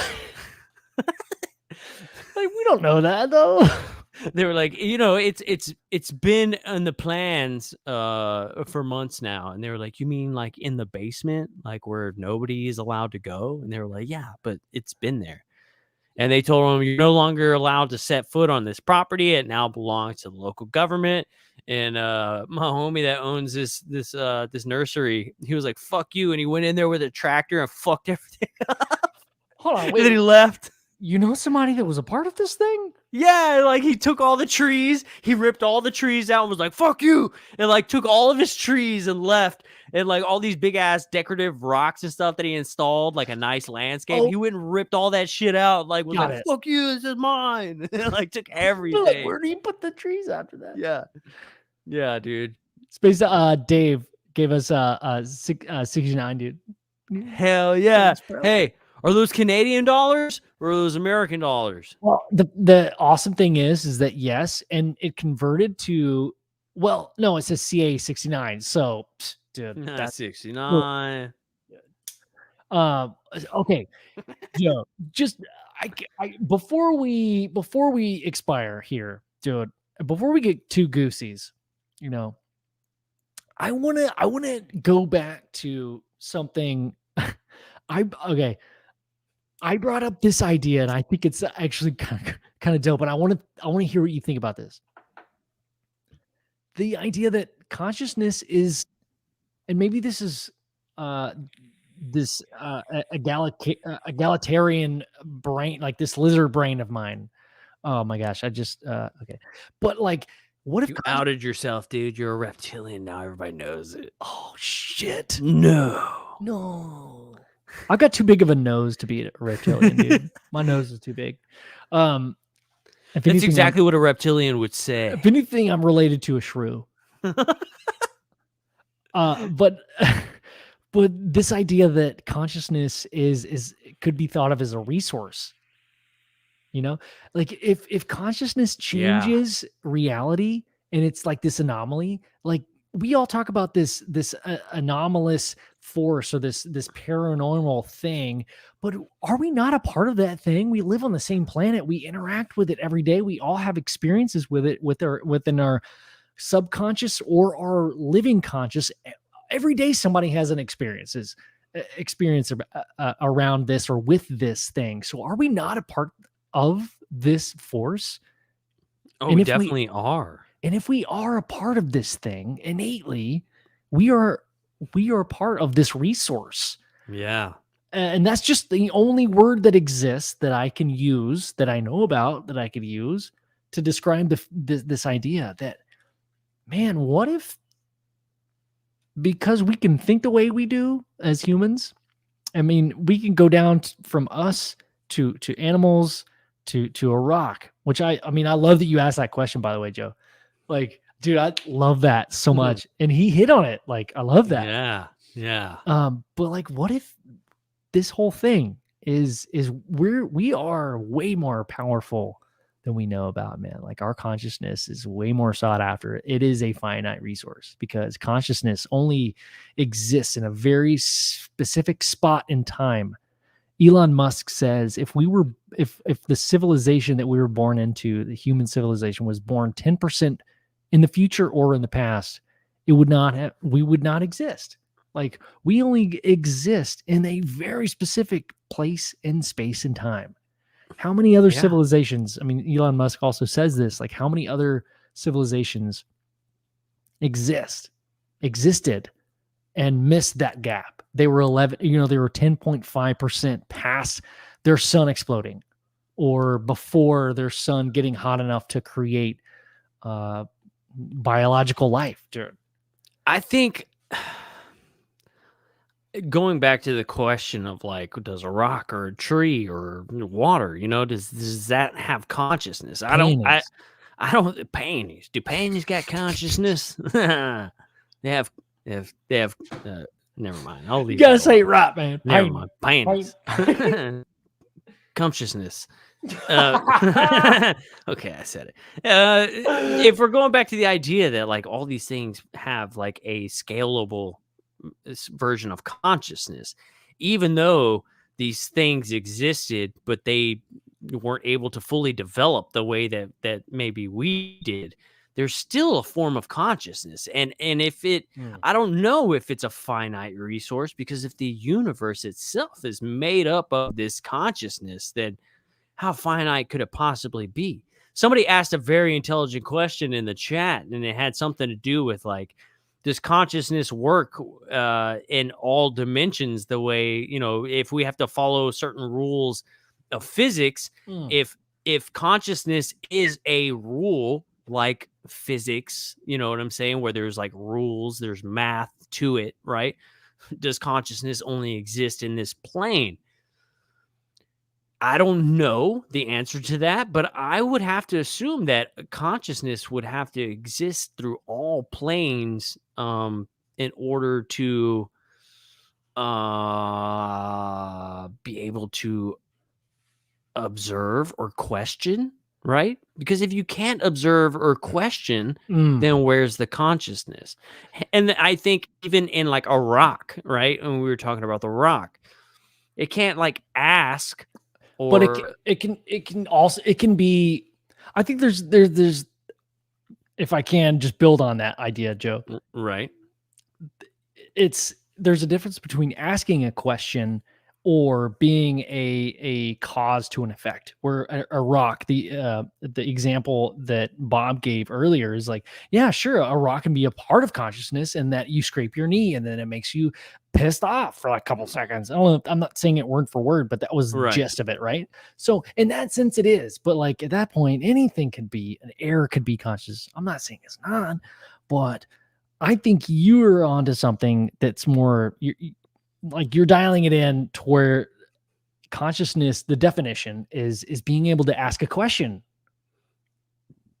And I love that. I just needed to, there was a long-winded way to go Yeah. about that, but like, Yeah. that's a good idea, man. And I mean, I don't even think it even has to be consciousness is asking a question, or like he said, could this be consciousness? Is this what consciousness is? Observing and trying to like pinpoint what consciousness is. And that's what sparked it. Well, if there's this connection in the brain with consciousness, but we're talking about a tree having the consciousness to be able to turn its leaves to photosynthesize and create food, and also interact with every other tree in the forest. And a tree doesn't have a brain, right? But it is conscious and aware of what it's doing and its surroundings with every tree, plant, twig, weed, mushroom, everything in the forest, right? I can only communicate with you. You can only communicate with me. This thing is communicating with miles of everything, right? So that's why I was saying, is that a pure form of consciousness there? Because a tree isn't observing and trying to figure out what it's doing. A tree is a tree, and a tree knows it's a tree. So it is a tree at the best of its ability. As a human being, we're human beings, and we know that we're human beings, and we try to be, the best of our abilities. But is it that questioning that hinders our consciousness? I think was kind of the way I was going with that. Like, do your questions hinder your consciousness because now you're questioning what consciousness is as opposed to just being consciousness? Okay. Here we go, dude. I've got an idea. You sparked an idea in my head. Let's define a question for a second. It's a thought that I'm trying to. I'm Ron Burgundy. Lanolin. God damn it! Who put a question mark at the end of the teleprompter? You know Ron Burgundy will read everything on the teleprompter. Fuck you, San Diego. But like, what is a question though? Think about it. This sounds so dumb. Think about it. What's a question? I don't know what to do with my hands. Is it it's this you're communicating a gap with an understanding that you do have with what you don't have, right? But I have a point to this. So I'm talking about so the answer to this question that I just asked, I guess myself, is these signatures, these signatures in nature that seem to mimic itself. Like lion's mane mushroom looks a lot like neurons in the brain, and that specific mushroom. Oh, I just press play on a video. That specific mushroom is very good for the brain, and it just looks like a brain for some reason. There's all kinds of vegetables and meats and proteins and nuts, like walnuts look like a brain, dude, and they're actually like they make specific shit that your brain needs to make more brain, dude. It makes me wonder why oatmeal doesn't look like a brain. Dude, because oatmeal's made to make poop. No, they say it's brain food. Because they're tiny. Actually, dude. That's what they told me before those big tests that they do here. A tiny the TOS test, or the tax test, or the TIPS test, or the TEEPS test, whatever kind of stupid ass test they want. I think they're doing the titty test now. The titty test. I wish they had the titty test. I would have aced it. I would have been like, "Hey, I know what that's all a of titty those look like." And that's a titty. I appreciate all of these. Answer is C. All of them. All the titties. Which shape is All the of them. best? All of them. It's like one question. You're a genius. When my kid grows up, the tax test comes up, I'm like, no. Give me that tits test. It's one question, there's 4 answers. Okay. Can you ask your teacher if the teats test is available? Your kid's like, I was wondering if the teats test is available. Can I sub out for the teats test? Excuse me, what? Who's your dad? Oh, it's that UFO dude. Okay, well, fuck that guy. Ashley says that walnuts look like lungs. So you're dumb. They actually do look like lungs. I'm validating. They do though. You're right. Let's look up walnuts. Ashley. Oh no, I don't think you. No, it's not the season. I was gonna say, have you had any of the pecans? You got any pecan trees in your yard, Ashley? She's not gonna answer. She's not. We could send out a link. I mean, she's. I love it. She's right there in the chat. She's pretty cool. You got something there? What's it look like? Hold on. Tell me about it. What's it smell like? It smells like walnuts. It smells like pecans. Here, I'll show I you. bet you got a bunch of mesquite out there. Hold on, man. I'll show you. Look at this one. Look like a heart. Look at that. I love that. Oh, it looks like a heart. You guys are both dumb. Look at that. It looks like a damn brain. It looks like a damn brain on drugs. I'll tell you what. That looks like a shriveled ass brain, man. This is your brain. Oh, this is your brain on drugs. Oh, those are your churns right there, dude. That's my churns right there. I might have to go for a second. That's your churns. That's my churns. Is that your churns or my churns? Churns. Smell my fingers. Y says. No, why? Gosh. Stop mouth cutting. With it looks like a tree. Oh, it smells like it looks. I don't remember which question I asked. It smells like a tree. Yes, I'm gonna answer. Like a tree. She did answer. With nuts, boy. Also leaves of 7. And then a confused face. I feel like I gotta get some of my churns. I get it. The further down you read, could we take it. Could we take a? I'm gonna back out for just a second. I want to continue. Yeah. I just want to check on my churns real quick. Yeah, go for it, dude. Go for it, dude. So Ashley, you have trees that smell like skunks. That's what they smell like. Okay, I get it. I don't know why that took me so long to. Because the reason I say, dude, okay, is because I don't know if you ever seen a Japanese maple. Also, leaves of 7. You. Yeah.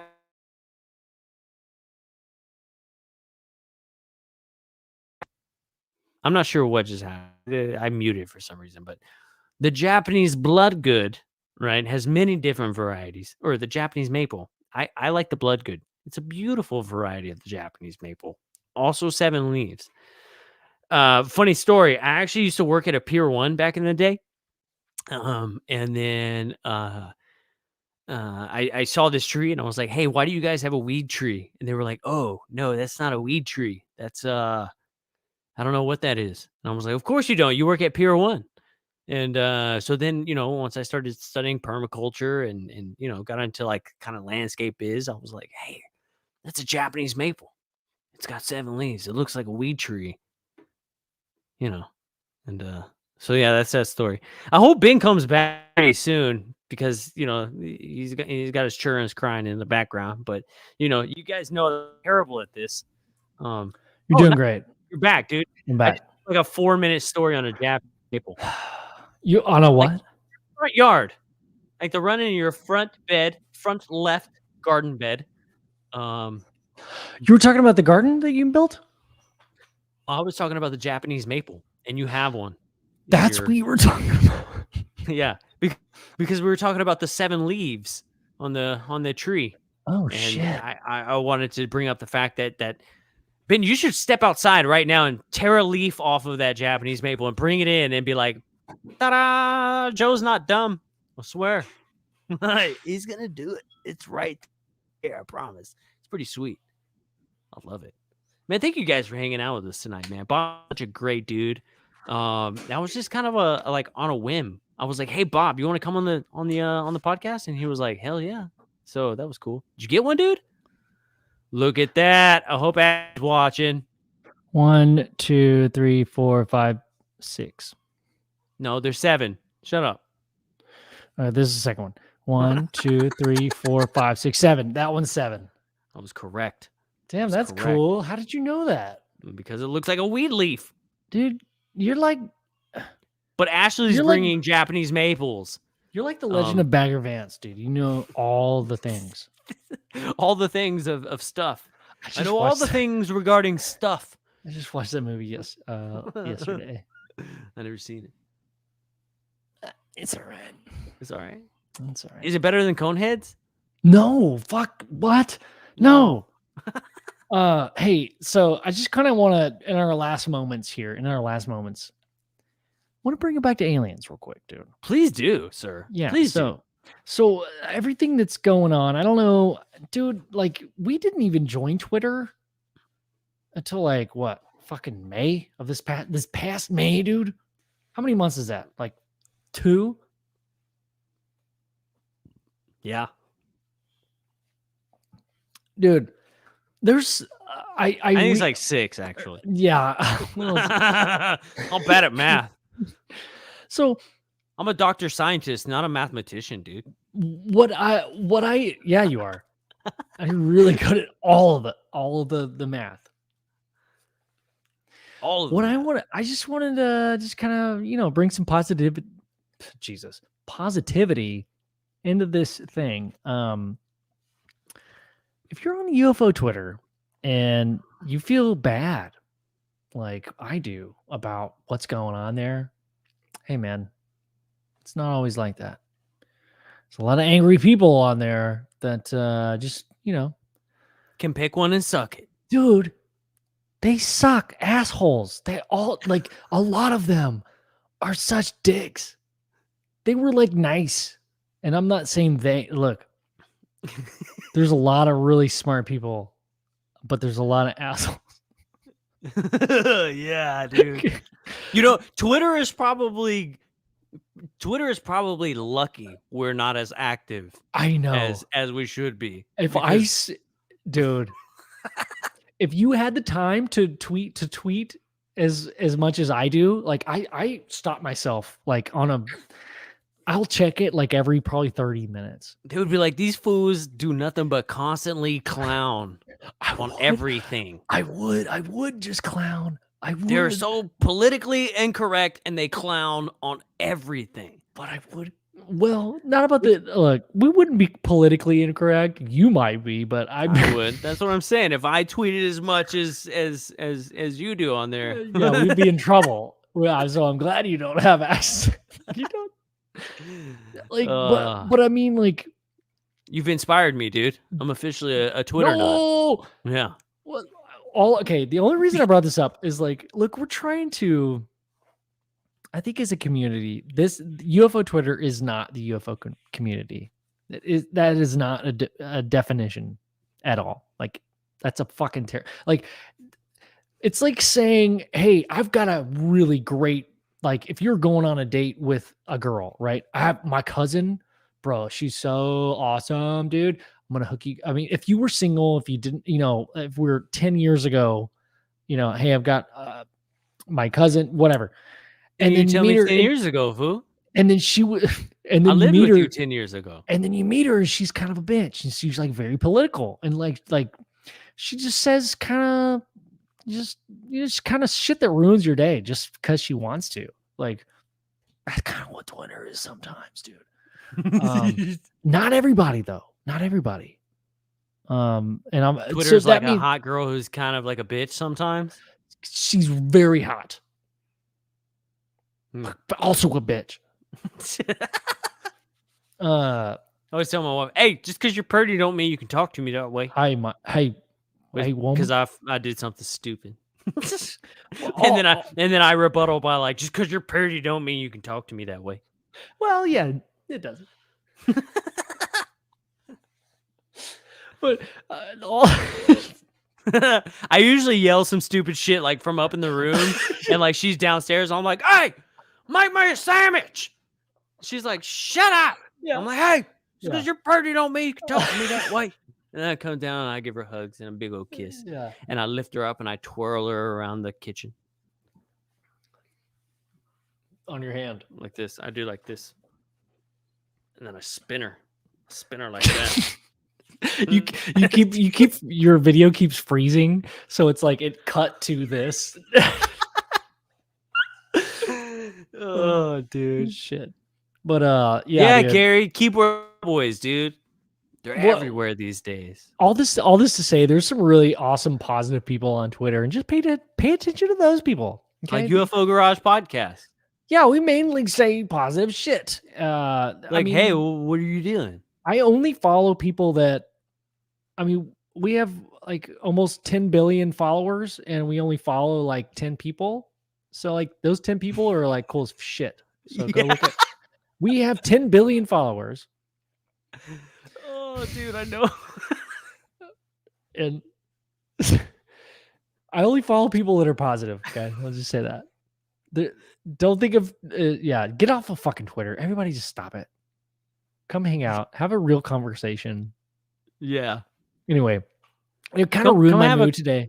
Come have a conversation where somebody can slap the shit at you saying what you're going to say. Don't you say that.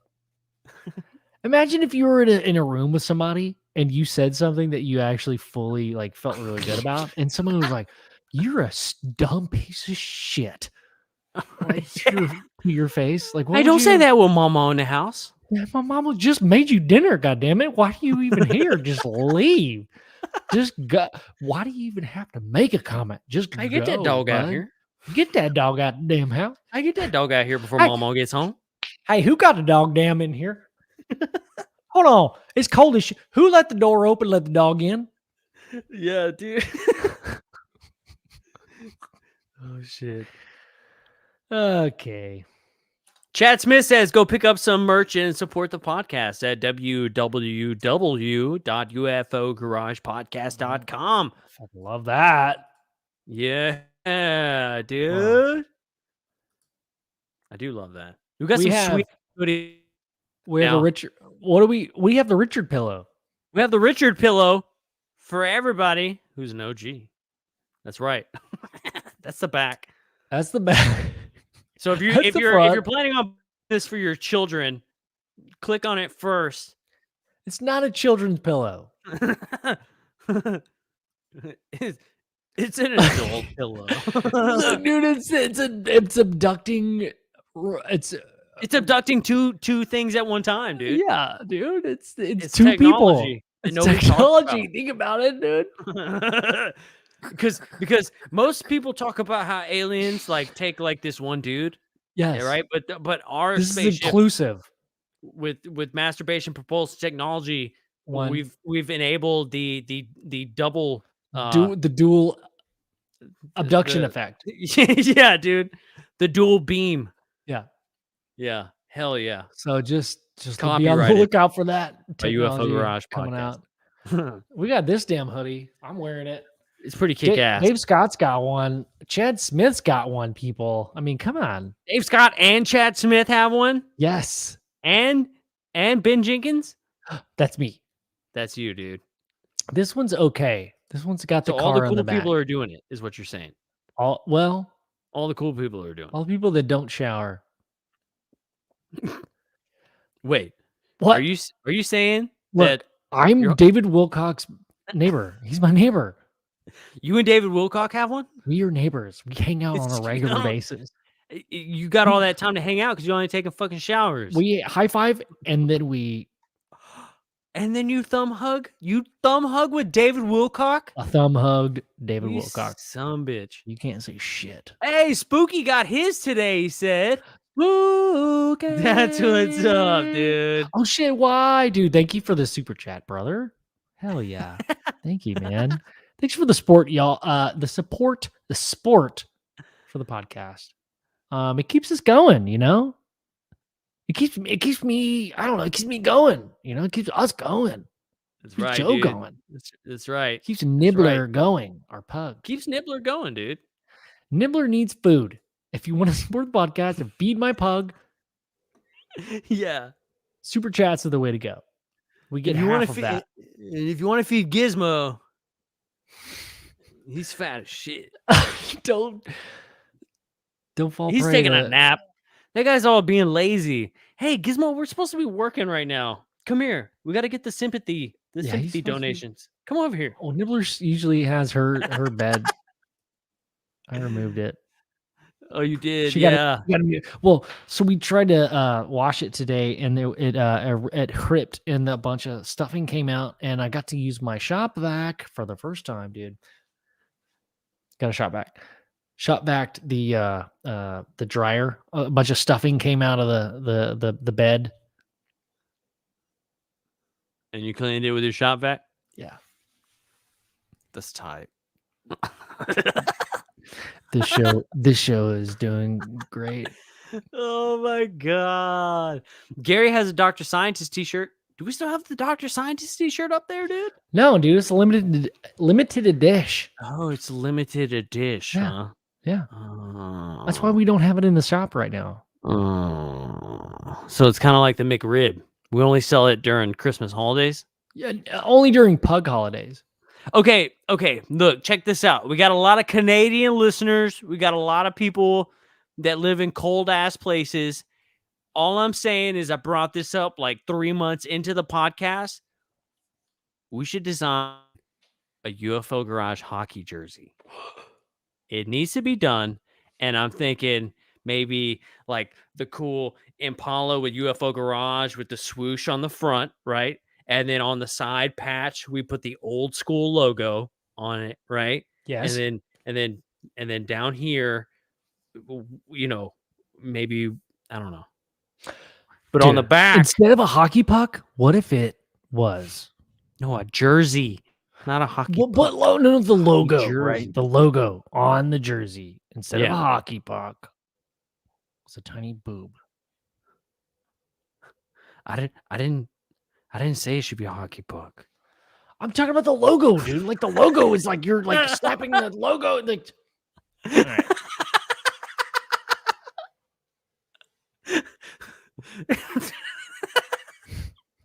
I'm gonna regret that. That's a good. Yep. That's a good. That's a good creative. That's I'm a gonna regret creative that. idea. Yeah, That's a creative idea. I'm gonna regret that. That was a bad idea. Wait a second, Ben. Are you thinking that every hockey jersey has a logo with a stick hitting it? on a Every puck? hockey logo has a little guy with a stick and a puck. I think that's only. Look I it think that's- up. Look it up. It's only the Pittsburgh Penguins and their little guy hitting a No, it's hockey not, puck. dude. Is a Literally, penguin. it's Austin Ice Bats. Did the bat not have a freaking hockey stick with the puck on it?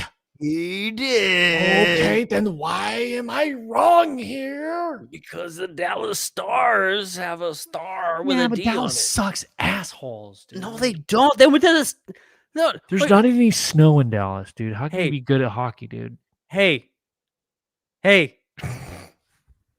2 years ago, we competed for the Stanley Cup, bro. Red Wings. Well, we used to let's have Mike Madonna, who go. was an all-time scorer. Madonna.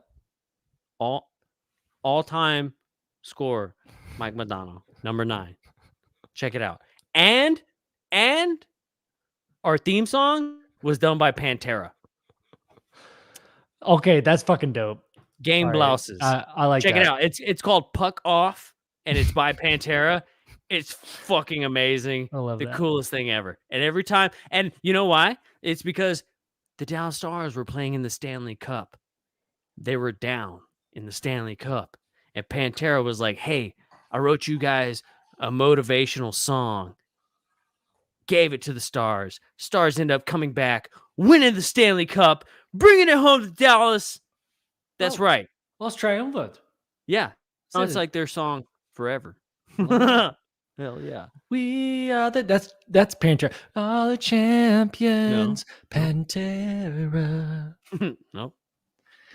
All right, so I know that's my favorite band. That's Queen. Okay, let's do some closing statements, Joe. I want to get your actual thoughts. Like, be extra serial here. Okay. These are Jerry's closing thoughts. Jerry's final thoughts. Extra cereal. Like protein. Like the wheat flavored of Lucky Charms. That's serious. Do you think that consciousness is like the metaverse? I don't even know what that means. Do you think that at one point a higher civilization created a metaverse and we are now the antithesis of that metaverse? We just don't even know that we're inside the metaverse yet. Ready Player One is the metaverse. Facebook just rebranded themselves to Meta, and they're creating this like this. You've seen that shit?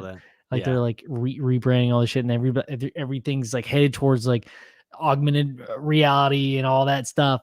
Yeah, like, their logo is all weird and fucked and like occultish and shit. Yeah, I've seen it. And I mean, actually, yeah, it is kind of.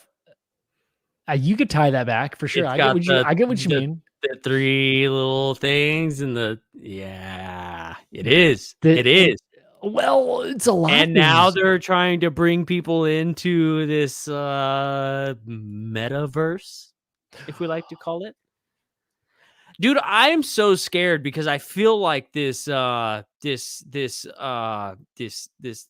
avatar world people are striving towards is going to be the ultimate imprisonment of the human mind. And I think dying is special because it frees you from the human mind. But if you consciously choose to be put into a forever form avatar, you don't get to experience the full effect. All you're getting is this. It's like, when you have like your badass coffee, right? And then you get some like weird synthesized fucking coffee like from McDonald's and it tastes like plastic and you're like, this tastes like shit, right? But if you've never had real coffee before, you don't understand the difference. And I feel like most people going through life that don't think about this and they hear about this opportunity to live forever as an avatar in some sort of different world, they're gonna just immediately grab onto that. And I'm really scared because I feel like a lot of people aren't going to be able to experience the afterlife or whatever comes after that. You know what I'm saying? Like the full experience. Yeah. It won't get to run the whole, like maybe this avatar world is like a purgatory and we think it's badass and awesome, but really it's just a holding place for your consciousness. What were you telling me, dude? Remind me, dude. I'm having like a brain fart moment. This was like early on when we first started chatting and recording our shit that we were chatting about. And it was this notion that our consciousness is being enslaved on this planet with like this. It was kind of dark, dude. It was like, we can't get past this realm, dude. Like somebody's making this invisible void around our planet. Like there's a net trapping consciousness inside. Remind me what that was, dude. Dude, I'm trying to think. There was supposedly an ancient civilization. Is that Reed Sumner stuff? Is that the new message kind of thing? Or I think we had talked about that before we talked about that. I think that has trickled into a lot of different areas of this whole thing. But what I want to say is that we talked about this before we talked about or talked to Reed. Oh yeah, yeah, for sure, right, sure. You had told me about this idea that like, look, dude, our consciousness is being like embargoed on this planet, and we're not allowed to leave. That's what the firmament is. Like, it's a testing ground. Yeah. That's yeah. the idea. Like, we're here for a fucking reason. Just do your time here. Be a cool dude, chick. I'm a dude. You're a dude. Just don't be an asshole, okay?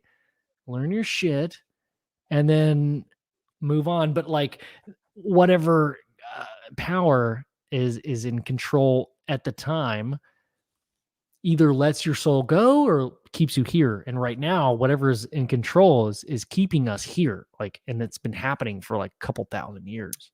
Yeah. Am I making that up, or am I just remembering? No, what no, you no, said? no. Yeah, no. I think that whole theory has like trickled into a lot of different aspects of this whole thing, where people talk about this that's put around the world to kind of trap your consciousness in it. But Gary came up with pretty awesome. It says, maybe to save our species, we purposely put our consciousness on a disc, and now the program is becoming corrupt. Ooh. Yeah. And that's a rebuttal, right, to going into this avatar world where you're putting your consciousness in this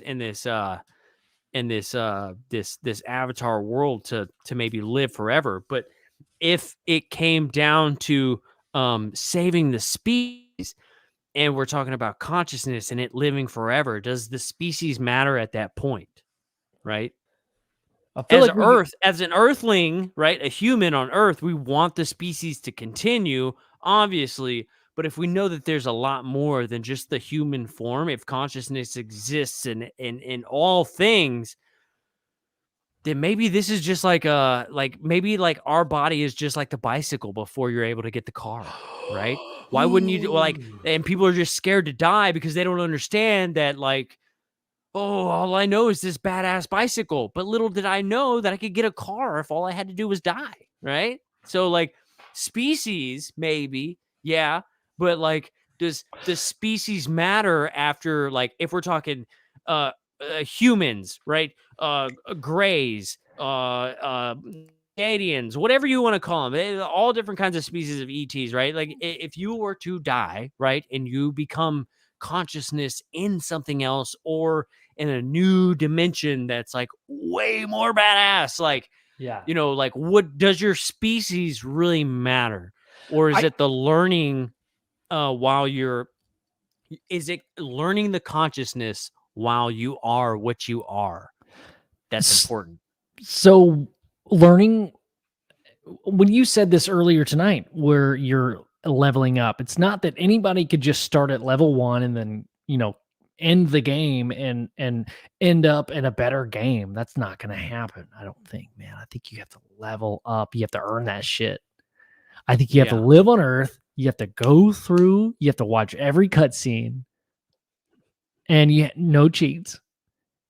And you have to play the game, man. You have to survive. You have to learn. You have to go through some shit, and you have to cry. You have to hurt a lot. I mean, people that go through life, I mean, I act all joyous all the time, but dude, I've been through some shit, man. You've been through some shit, man. Like, all of us have been through some shit. Others, more than me, more than you, absolutely. Yeah. And us even communicate. I think that's the point, is like, even us reaching out to communicate with those people that have been through worse shit and just hearing their story, we gain something from that, right? Like, it's not that we just don't level up from that. That's not a full level, but it gains toward that, right? It gains toward that level, man. My favorite game ever is Skyrim. And in Skyrim, you level up based on your skill, and there's like a bunch of different skills. They look like star constellations, which is fucking dope. And there's like armors, and there's like fight skills and sneak skills, speech skills, and anything you do, something small, like if you lie to somebody, or if you convince somebody of something, or if you beat someone in battle physically, you gain certain things, certain skills, certain skill levels. I think that's a really rudimentary way to explain this, but like, during like this kind of like path that we're talking about, I don't think anybody could just, be born on this planet and just say, oh well, I'm 10 years old, whatever.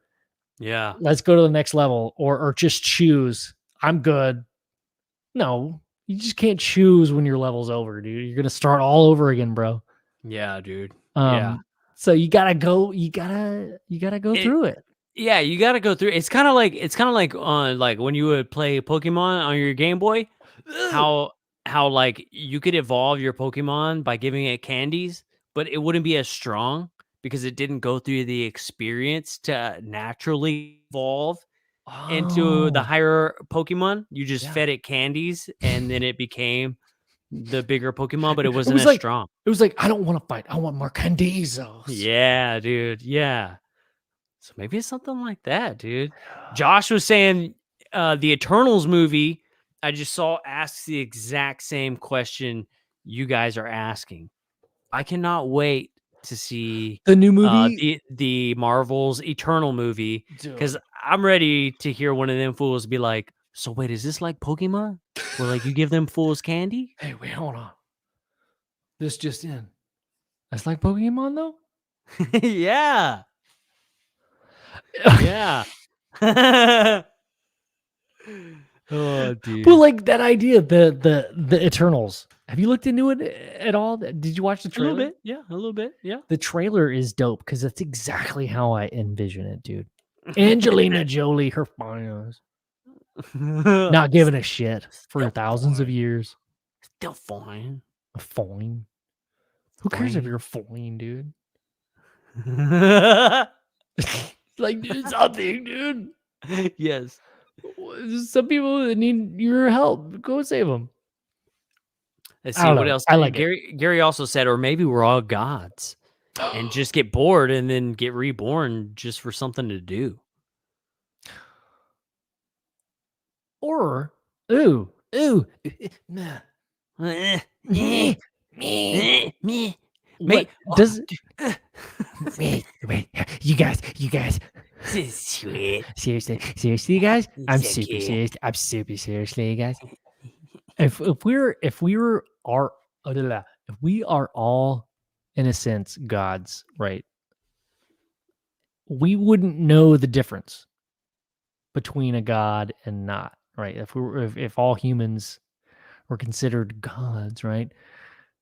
And we're talking about this consciousness aspect and how it's able to alter reality. Is that not a state of God?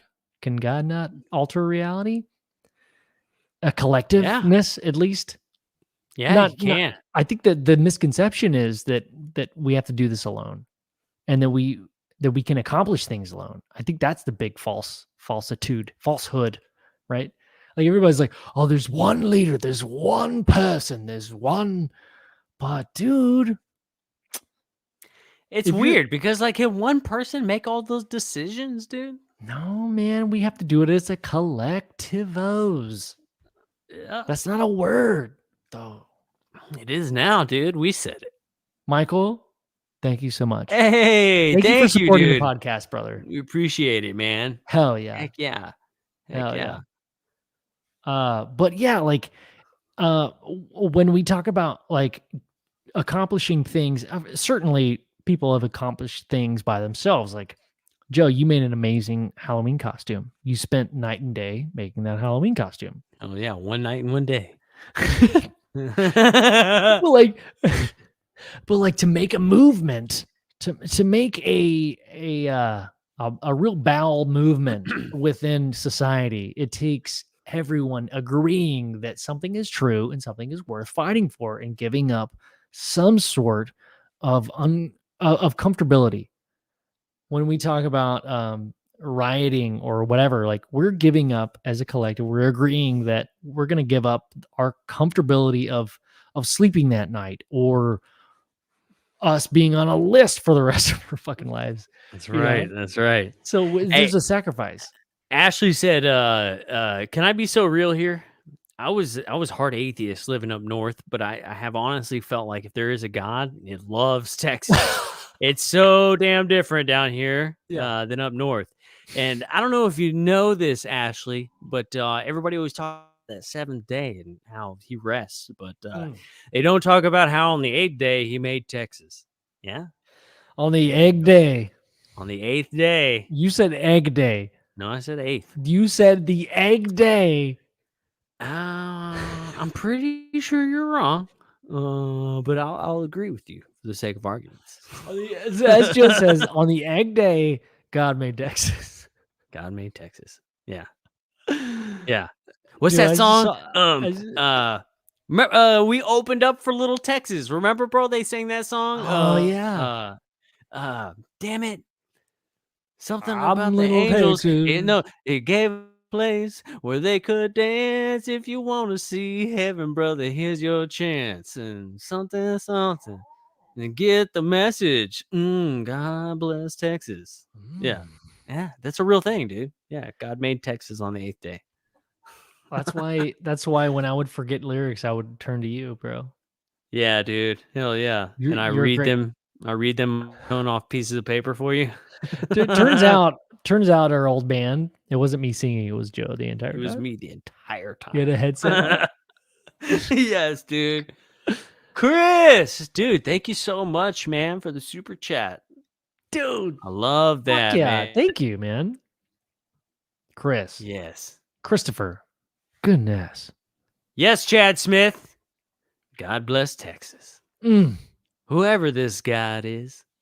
Hell yeah. I love it, dude. So what if oh, actually shit, before I say what I'm gonna say, did you see that Steve Irwin's son, his Halloween costume? Dude, Did he dress up as Steve Irwin? Nope. Google That's it. a great question. As a Irwin's eye or dude. Did you watch Loki? Yeah. Josh, yeah, we did open for them. Yeah, we opened for Little Texas. Down at Apache Pass. Holy shit. Okay. Well, Did you find it, dude? No, that's not it. Speaking of Halloween costumes, I don't know if a lot of you saw it, but some of you may have seen it. I made a Yip Yip Martian from the from Sesame Street. You know? Yip yip yip yip yip yip yip. Yip, Uh-huh, yip, yip, yip, yip, yip, uh-huh, yip, yip, yip, yip yip, yip yip yip yip yip. So the amount of smiles and laughter that costume created, I'm interested in starting a somewhat local Yip Yip group. My God.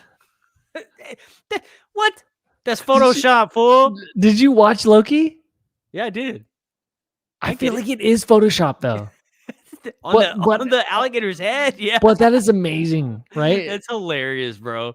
Yes, with that jacket. It's Yes. fucking great. And the alligator with the thing. I love that. I love that. Dude. Yeah. Robert Hammond. 2 Lokis in the same picture. All I'm saying is, dude, Robert Irwin, I've reached out to him. If he messages us back, dude, I plan for us to do. You know how like he'll go on to like Jimmy Fallon and like bring animals on. He's gonna come to our studio and bring animals on. Yes.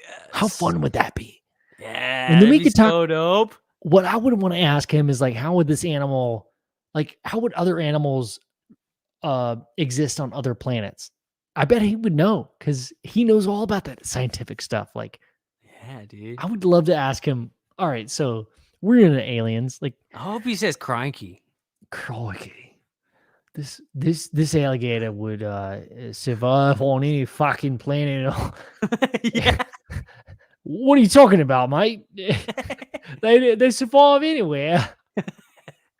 Fuck you, mate. He like just like fights me. Oh, dude. Yeah. Ashley, you're gonna be a Yip Yip with me? I don't know if I get to finish that. I want to start a local Yip Yip group, where we can get like 10 of us together, maybe more. Fuck, if we can turn this into like a festival thing where everybody dresses as Yip Yips, I'd love to do that. And I'd love to go around town and support local businesses and walk in and buy shit from them and do funny Yip Yip stuff And yeah, so if anybody's interested in yipping with me, let me know. Ben, I mean, you're technically the closest. So I'm in, dude. I'm just trying to find the photo to show on. Can I share it? yeah, Okay. yeah, share it, dude. It's so funny, dude. It's so good. Dude, just it was so amazing. Like people either got it or they were like, "Oh, Cookie Monster," and obviously they didn't get it. So, but yeah, dude. Hendrix, she's so cute. Look at I her. know Elmo. She's so yeah. happy. Oh And then my wife God. was Abby Cadabby, which is Elmo's partner in crime. Abby Cadabby, Elmo, and the Yip Yips. Oh my God. So cute, dude. Yeah, dude. Great job. Great job. Yeah. You crushed it. So if anybody wants to join me, if anybody wants to like make their own Yip Yip costume and post a picture on the on the group page, that'd be awesome too, man. We can start a Yip Yip movement. I think we should do it. Well, I've got two things to say about that. Yes and okay. Yip yip. Yip Yip. Yip yip. I saw what you did there, dude. Crowd goes fucking wild, dude. I love it, man. I love it. Well, All this right, was dude. good times, dude. This was good times. Good times. We had an actual doctor I tonight. did. That's been a goal PhD. for us for a while. A real PhD, you know? When my sister said she was going to get her PhD, my dad told her that he's got a PhD out in the back of his truck. And she was like, "What?" And he was like, "Yeah, go get it." And she went out there. It was some post hole diggers.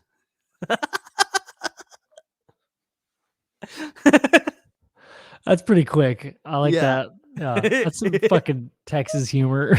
Yeah. She was like, "I'm getting a PhD." And he was like, "I got a PhD." She was like, "No, you don't." And he was like, "Yeah, it's in the back of my truck." She was like, "No, you don't." And he was like, "Yeah." And she went out there and looked. She's like, "These are post hole diggers." Yeah. Yeah, PhD, PhDs. woman. I got more than one. Oh, dude. Yes, dude. Dude, well, man, that was a great show. That was a great guest. Thank you dude, Joe, you made that happen. I was like, "What? Are you kidding me? You got an actual fucking No. like we're gonna be the dumbest guys he's ever talked to ever." And Yeah, that was cool, man.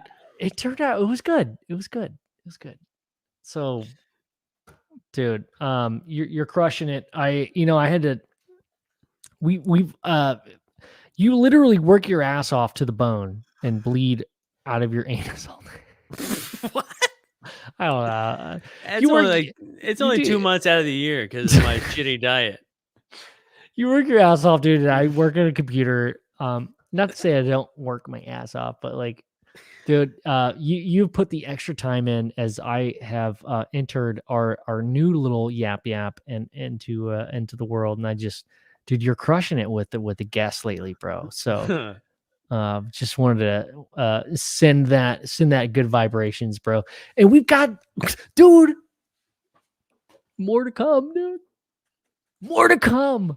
More to come. More to come, man. Not like it's one More of to those come? things as like the more you say it, more to come, man. Yeah. Anyway, I was It's just gonna trying be to good say times. great job with booking the guest. Not that I've I'm not trying to say like I've been doing it. It's been a team effort, but you have solely been reaching out to people. And dude, you got an actual doctor on here. Been trying. What the hell? Yeah, dude. Yeah. I was like, "Hey." He was like, "Hey, Hey, I was gonna notice you have a film coming out. Would you like to talk about it on our show?" I noticed you have a phone. Would you like- He was like, I'd love to. I have braces too. I noticed you have braces. I have braces too.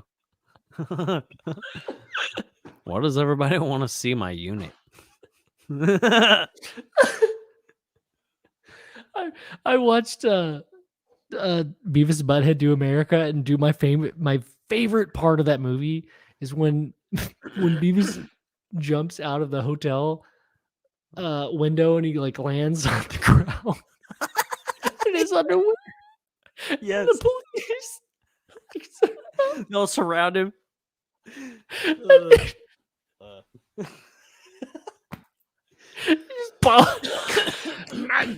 I am Barton Cornelius. Yes. Immediately. Okay. I love when Yes. they find out that somebody stole their TV, and there's like this long period That's where why like it started. they're just like looking around. They're like, uh, That's how the whole movie starts, dude. Fuck. Where's our TV? I'm always whacking off of my damn tool shed. Wait, you want to like pay us to like do your wife? Do your wife? Dude? Yeah, I need you to do her real good. Okay. Oh, this is gonna be cool. That's cool. Yeah, He's like gonna pay us to like do his wife and stuff. you boys are so nice, so well behaved. It's time we're gonna meet some slots. We never get to meet any slots. Well, I'm gonna play some slots when I get there. All right, dude. I hear my children's. All right, dude. Hey, dude, that was a great episode, man. Good stuff, man. Great stuff. Good stuff. Thanks everybody in the chat for hanging out with us. As long as you did. Yeah. Actually, I haven't seen Gore live, but I showed my wife Gore, and she was like, "We gotta go see a show." So if Gore comes to town, we'll let you know, and let's all load up and like go see a Gore show. Be dope. Was it when we were? Oh my god! Just like, yeah, it's not right. Did you hear that? That was gross. Dude, when we were playing, well, yeah, when we were playing South by that one year, and Guar walked by us, Dude. we were headlining at not Blind Pig, but it was the bar. It was the new bar next to it, and we were going on at like 12, and we walked out. We were doing sound check, finished sound check, walk out. It was when I did that interview with about the wooden ship. We walk out and Guar's walking by with that big gun. Like dude. You know, I had no idea who they were, and you were like, "Yeah, no, that's Guar, dude. That's Gore. Yeah. So we did actually see them just walking down 6th Street. Hell yeah. Yeah. That was dope. Hell yeah, man. All right, bro. Well, All this right, was a bro. good one. Thank you guys for all showing up. It's always awesome to see y'all. Yes. Thank y'all for the love. Thank y'all for the support. Man, y'all are awesome. UFOGaragePodcast.com. Go check Boom. it out. Yeah. Hell yeah. Hey, We we don't love have you it- guys. We have no sponsors anymore. So Yeah. you guys are our sponsors. We Yeah. love you. We love you. Special shout out to Bonnie for the big support. Unfortunately, you know what? It's all we're going through this thing together. You know, we're trying to learn, right? It's not all about money, you know. Yeah. And all I want to know is how big are your shorts? I'm actually wearing pants today, believe it or not. Well, then don't answer the fucking question, Joe. The question was, how big are your shorts? Big. Like I Hell get yeah. mad. I get mad about. They're big, dude. You're Hell like, All right, man. all right, dude. I'll talk to y'all later, man. Hey, this has been another episode of UFO Garage. And we'll talk to y'all next time, man. Love y'all. Bye. Bye. Bye-bye. Goodbye. See you later. I love y'all. Yo, come on back now. You here? Y'all come back and get Hey, some why just posted a bunch of eggplants? good- Oh shit. Okay, we got Yeah, joke's on you guys. We're still here. Idiots. Oh my god, y'all are so dumb. He's just kidding. I We're love dumb. you guys. Thank y'all. Y'all are dumb. We're the dumb ones. Bye. All right, who wants to show more eggplant? I'm leaving. Okay, bye.